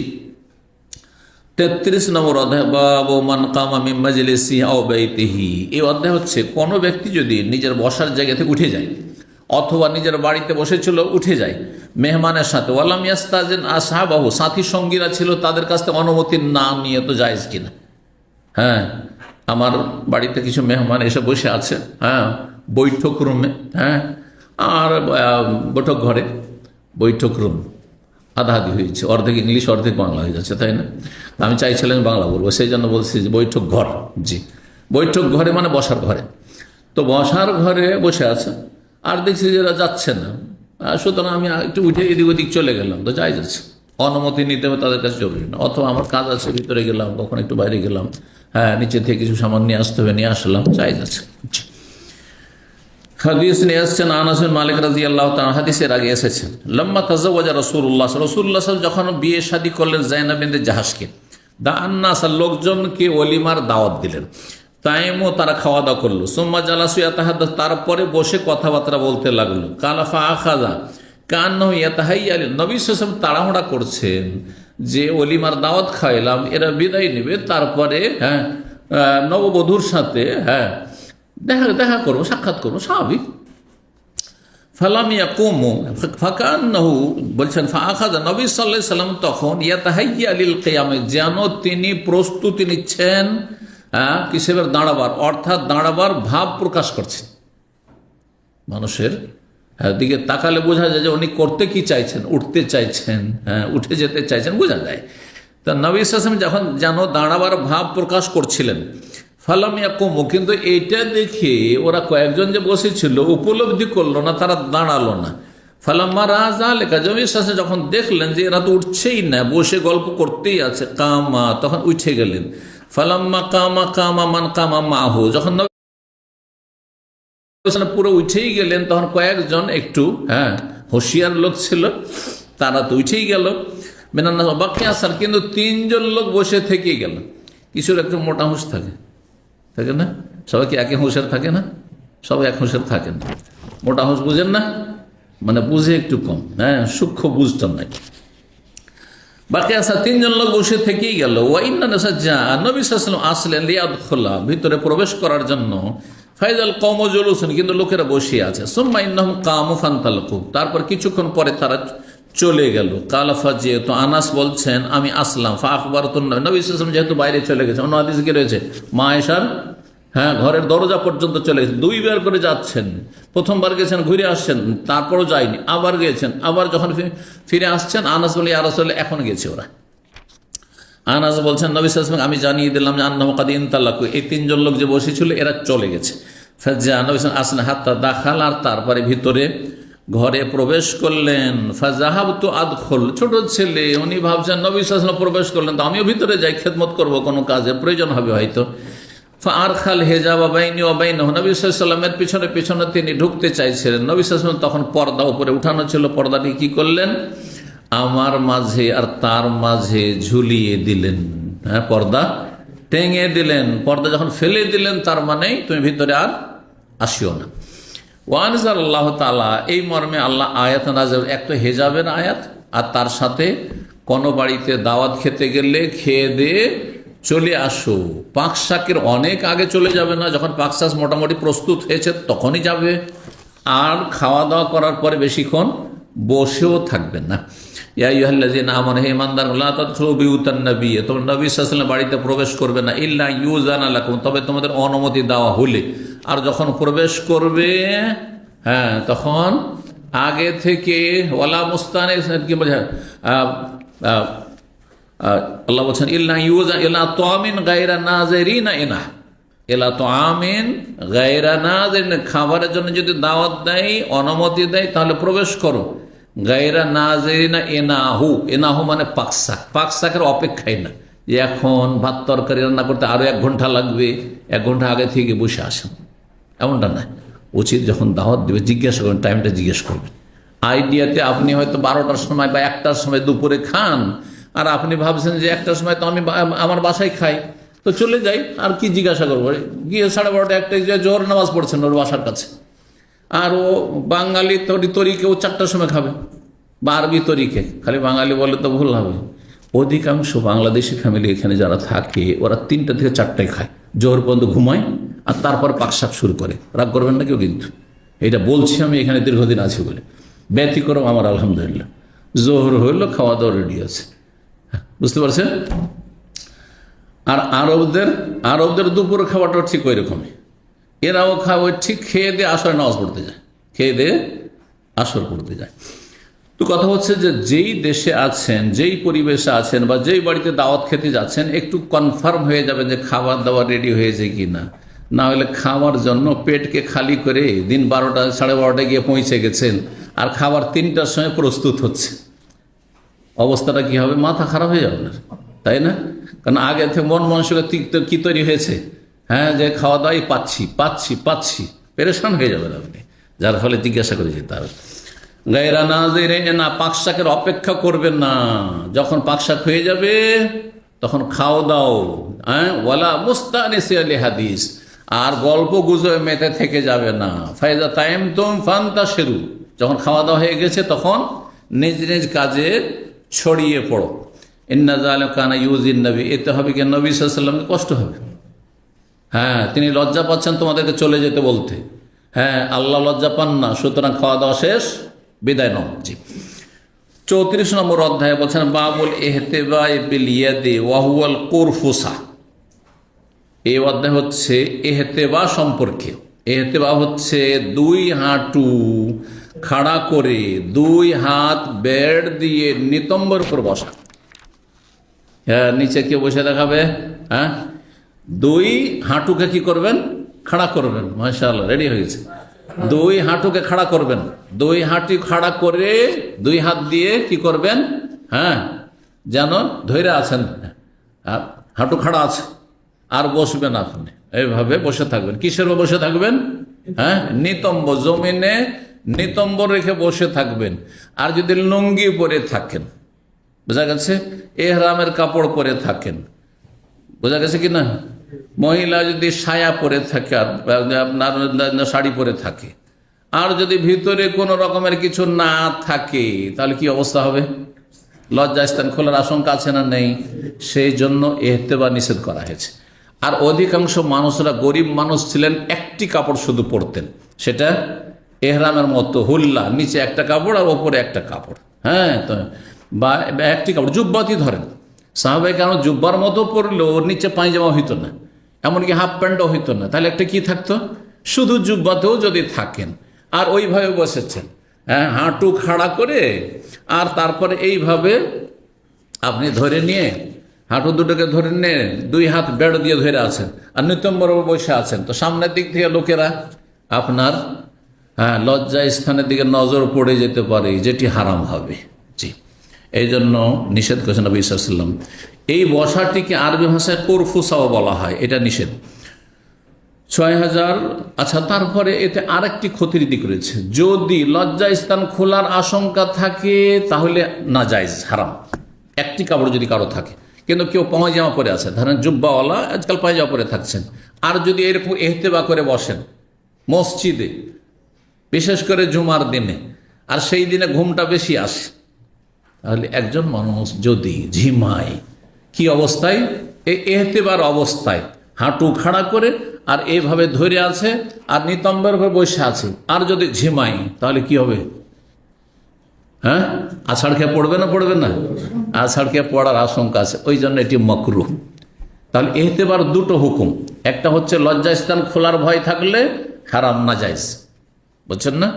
আর যদি ঢাকা থাকে তারপরেও এটি হচ্ছে, এইভাবে বসাটি হচ্ছে মাকরুহ, অপছন্দনীয়। জি, এতে গাফিলতিও আসে, এতে গাফিলতি, কিছু কিছু বসাতে অলসতা আসে, শরীরটা অলস হয়ে যায়। তো হাদিস মনে করছেন আব্দুল্লাহ বিন ওমর রাদিয়াল্লাহু তাআলা আনহু, তিনি বলেন রাআইতু রাসূলুল্লাহ সাল্লাল্লাহু আলাইহি ওয়াসাল্লাম, রাসূলুল্লাহ সাল্লাল্লাহু আলাইহি ওয়াসাল্লামকে দেখেছি বেফেনাইল কাবাতে, কাবার, হ্যাঁ, চত্বরে, ফেনা মানে খোলা ময়দান, কাবার চত্বরে, মুহতাবিয়ান বিয়াদিহি হাকাযা, তিনি নিজ হাত দ্বারা এইভাবেই তিনি কি করেছিলেন? ধরেছিলেন, হাঁটু খাড়া করে 2 হাত দিয়ে ধরেছিলেন, এভাবে বসেছিলেন। কিন্তু নবী সাল্লাল্লাহু আলাইহি ওয়াসাল্লাম এহতেবা করেছেন যে এহতেবাতে ভিতরে এভাবে যে বসেছিলেন, তা ভিতরে কাপড় ছিল অথবা লজ্জাস্থান খোলার আশঙ্কা ছিল না, সেজন্য বসেছেন। এমনটা যদি হয়তো জায়েজ রয়েছে, যদি এমন না হয় যে আপনার মধ্যে অলসতা আসবে অথবা ঝিমাবেন না, এরকম থাকে তো জায়েজ রয়েছে। তো এমন পরিস্থিতি ছিল। কিন্তু যেমনটা বললাম যে অন্য হাদিসে নিষেধ করা হয়েছে, নাহা আইয়াহাতি এবার রাজুলু বেসৌবিহি, নবী সাল্লাল্লাহু নিষেধ করেছেন যে একটা কাপড়কে শরীরে জড়িয়ে থাকবে আর বসে থাকবে আর ভিতরে লজ্জাস্থানে কোনো কিছু নেই, তাহলে লজ্জাস্থান খুলে যেতে পারে।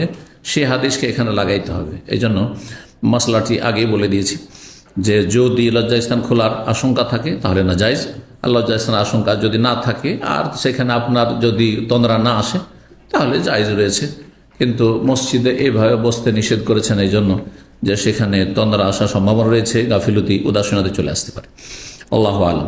35 নম্বর অধ্যায় বলছে বাবু মানিত তাকা বাইনা ইয়াদে আসহাব। এই অধ্যায় হচ্ছে কোন ব্যক্তি যদি নিজ সাথী সঙ্গীদের মাঝে হেলান দিয়ে বসে থাকে তাহলে এটি জায়েজ না অহংকার এতে প্রকাশ পায়? জায়েজ রয়েছে, নবী সাল্লাল্লাহু আলাইহি ওয়াসাল্লাম বসেছেন। যদি অহংকার বশত না হয়, নিয়ত অহংকার না থাকে, বসে আছেন প্রয়োজনে। অনেক সময় দেখা যায় যে যিনি বিশিষ্ট ব্যক্তি, বড়রা হেলান দিয়ে বসে আছেন, আরবদের মজলিসগুলো দেখছেন হেলান দিয়ে বসে আছেন, আর বাকিরা সামনে বসে আছেন, জায়েজ আছে। আর সবার সামনে আপনি হেলান দিয়ে এভাবে বসে আছেন, তো জায়েজ রয়েছে। কাল খাব্বাব বলছেন রাদিয়াল্লাহু তাআলা আনহু, আতাইতুন নবী সাল্লাল্লাহু আলাইহি ওয়াসাল্লাম, আমি নবীর কাছে আসলাম এমন সময় যে ওয়া মুতাওয়াসসিদুন বিবুরদিহি, নবী সাল্লাল্লাহু আলাইহি ওয়াসাল্লাম সেই সময় তার চাদরে হেলান দিয়েছিলেন, চাদরটা রেখে চাদরে হেলান দিয়ে বসেছিলেন। কুলতু, আমি বললাম আল্লাহ তাদুল্লাহ, আপনি কি আল্লাহর কাছে আমাদের জন্য দোয়া করবেন না? ফাকাদা, তখন উঠে বসে গেলেন। হেলান দিয়েছিলেন, নবী সাল্লাল্লাহু আলাইহি ওয়াসাল্লাম বসে গেলেন। হেলান দিয়ে বসা জায়েজ, প্রয়োজন। 6273 নম্বর হাদিস বর্ণনা করছেন আব্দুর রহমান বিন আবি বকর, তার পিতা আবু বকর রাদিয়াল্লাহু তাআলা আনহু, তিনি বলেন কালা রাসূলুল্লাহ সাল্লাল্লাহু আলাইহি ওয়াসাল্লাম বলেন, আলা উখবিরুকুম বিআকবারিল কাবায়ের, তোমাদেরকে জানিয়ে দেব না কি সবচেয়ে বড় কাবিরা গুনাহ সম্পর্কে? কালু বালা ইয়া রাসূলুল্লাহ, বললেন হ্যাঁ অবশ্যই দেন ইয়া রাসূলুল্লাহ, জানিয়ে দেন।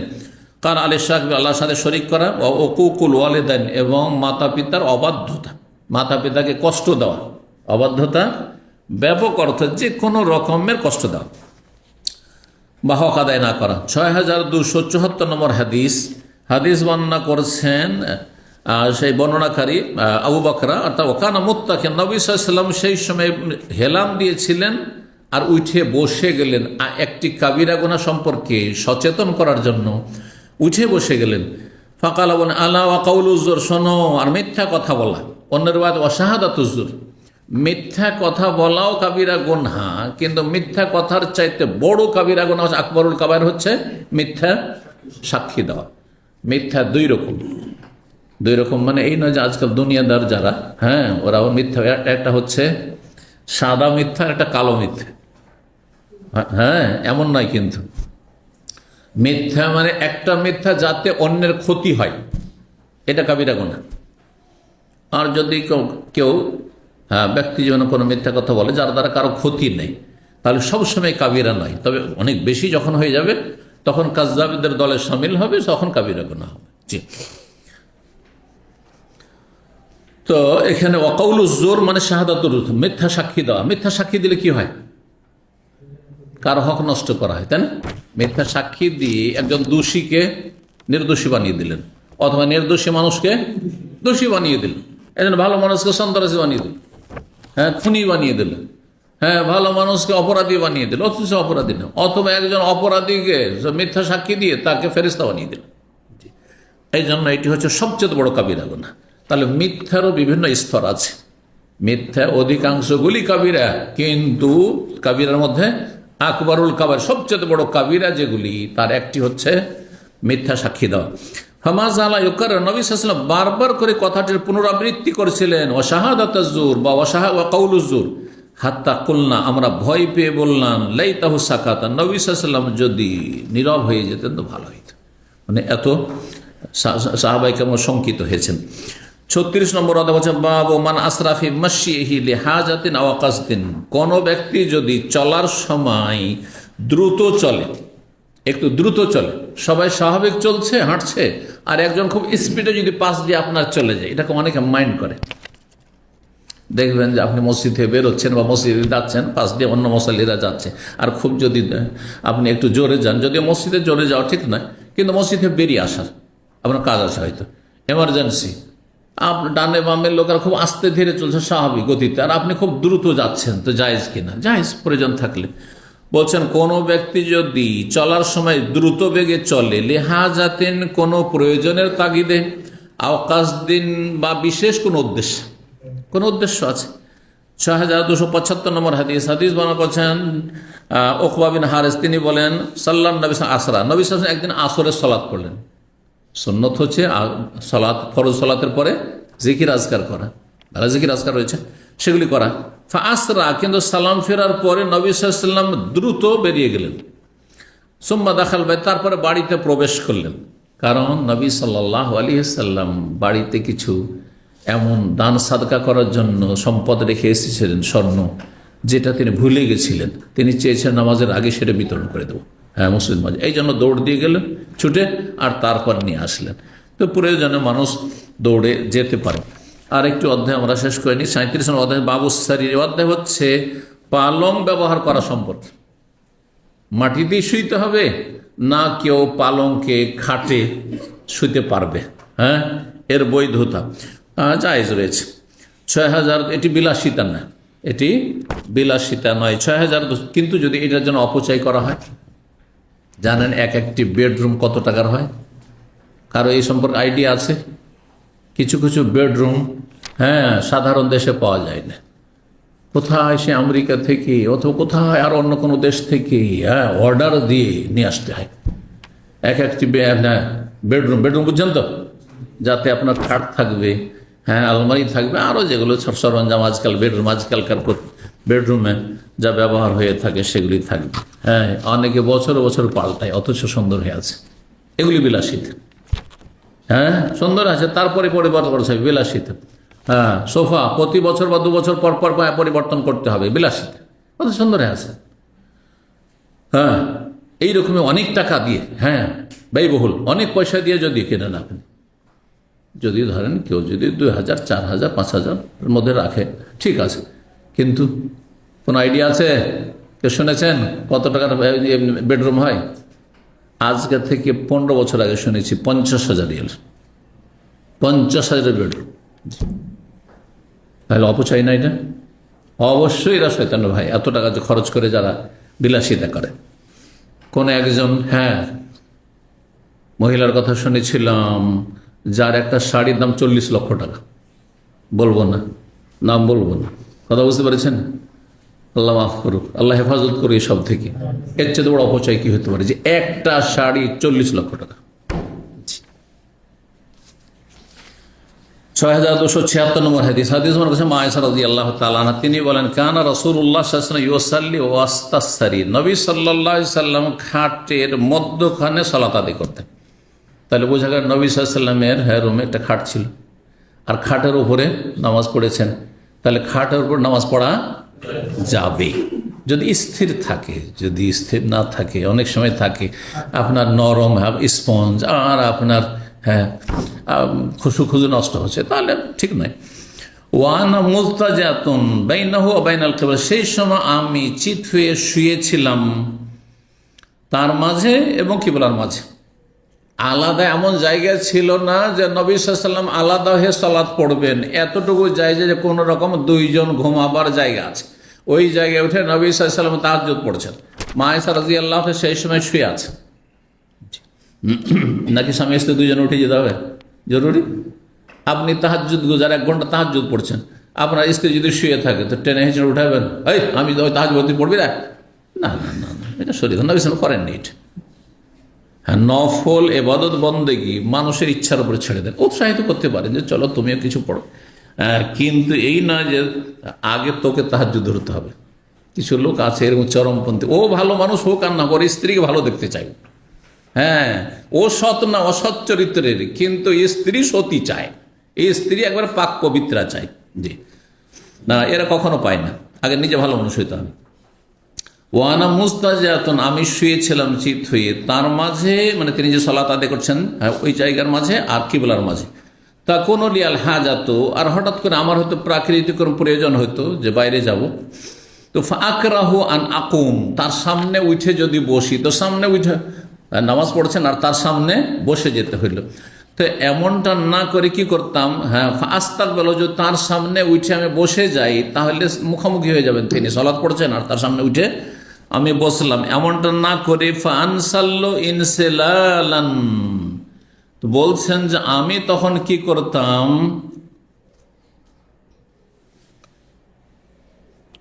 ইনসেলাল মানে হচ্ছে একটু ঘুষকে ঘুষকে সরে যাওয়া, ঘসকা বুঝেন, হ্যাঁ বলতে পারেন এই ভাষাটি পিছলিয়ে, কেউ অনুবাদ করেছেন, অনুবাদ করেছেন পিছলিয়ে পিছলিয়ে বেরিয়ে যাওয়া, মানে বসে গেলে সামনাসামনি হয়ে যাচ্ছি, সুতরাং ধীরে ধীরে ধীরে ধীরে সরে গিয়ে ওই শুয়ে কি করেন পিছলে গিয়ে, বিছানায় পিছলে গিয়ে আমি সরে পড়লাম, জি।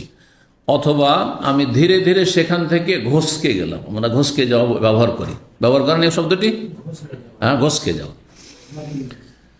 জি। এই ছিল হাদিস, আর এখানেই আজকের আলোচনা শেষ করছি। ওয়াজাযাকুমুল্লাহু খাইরান।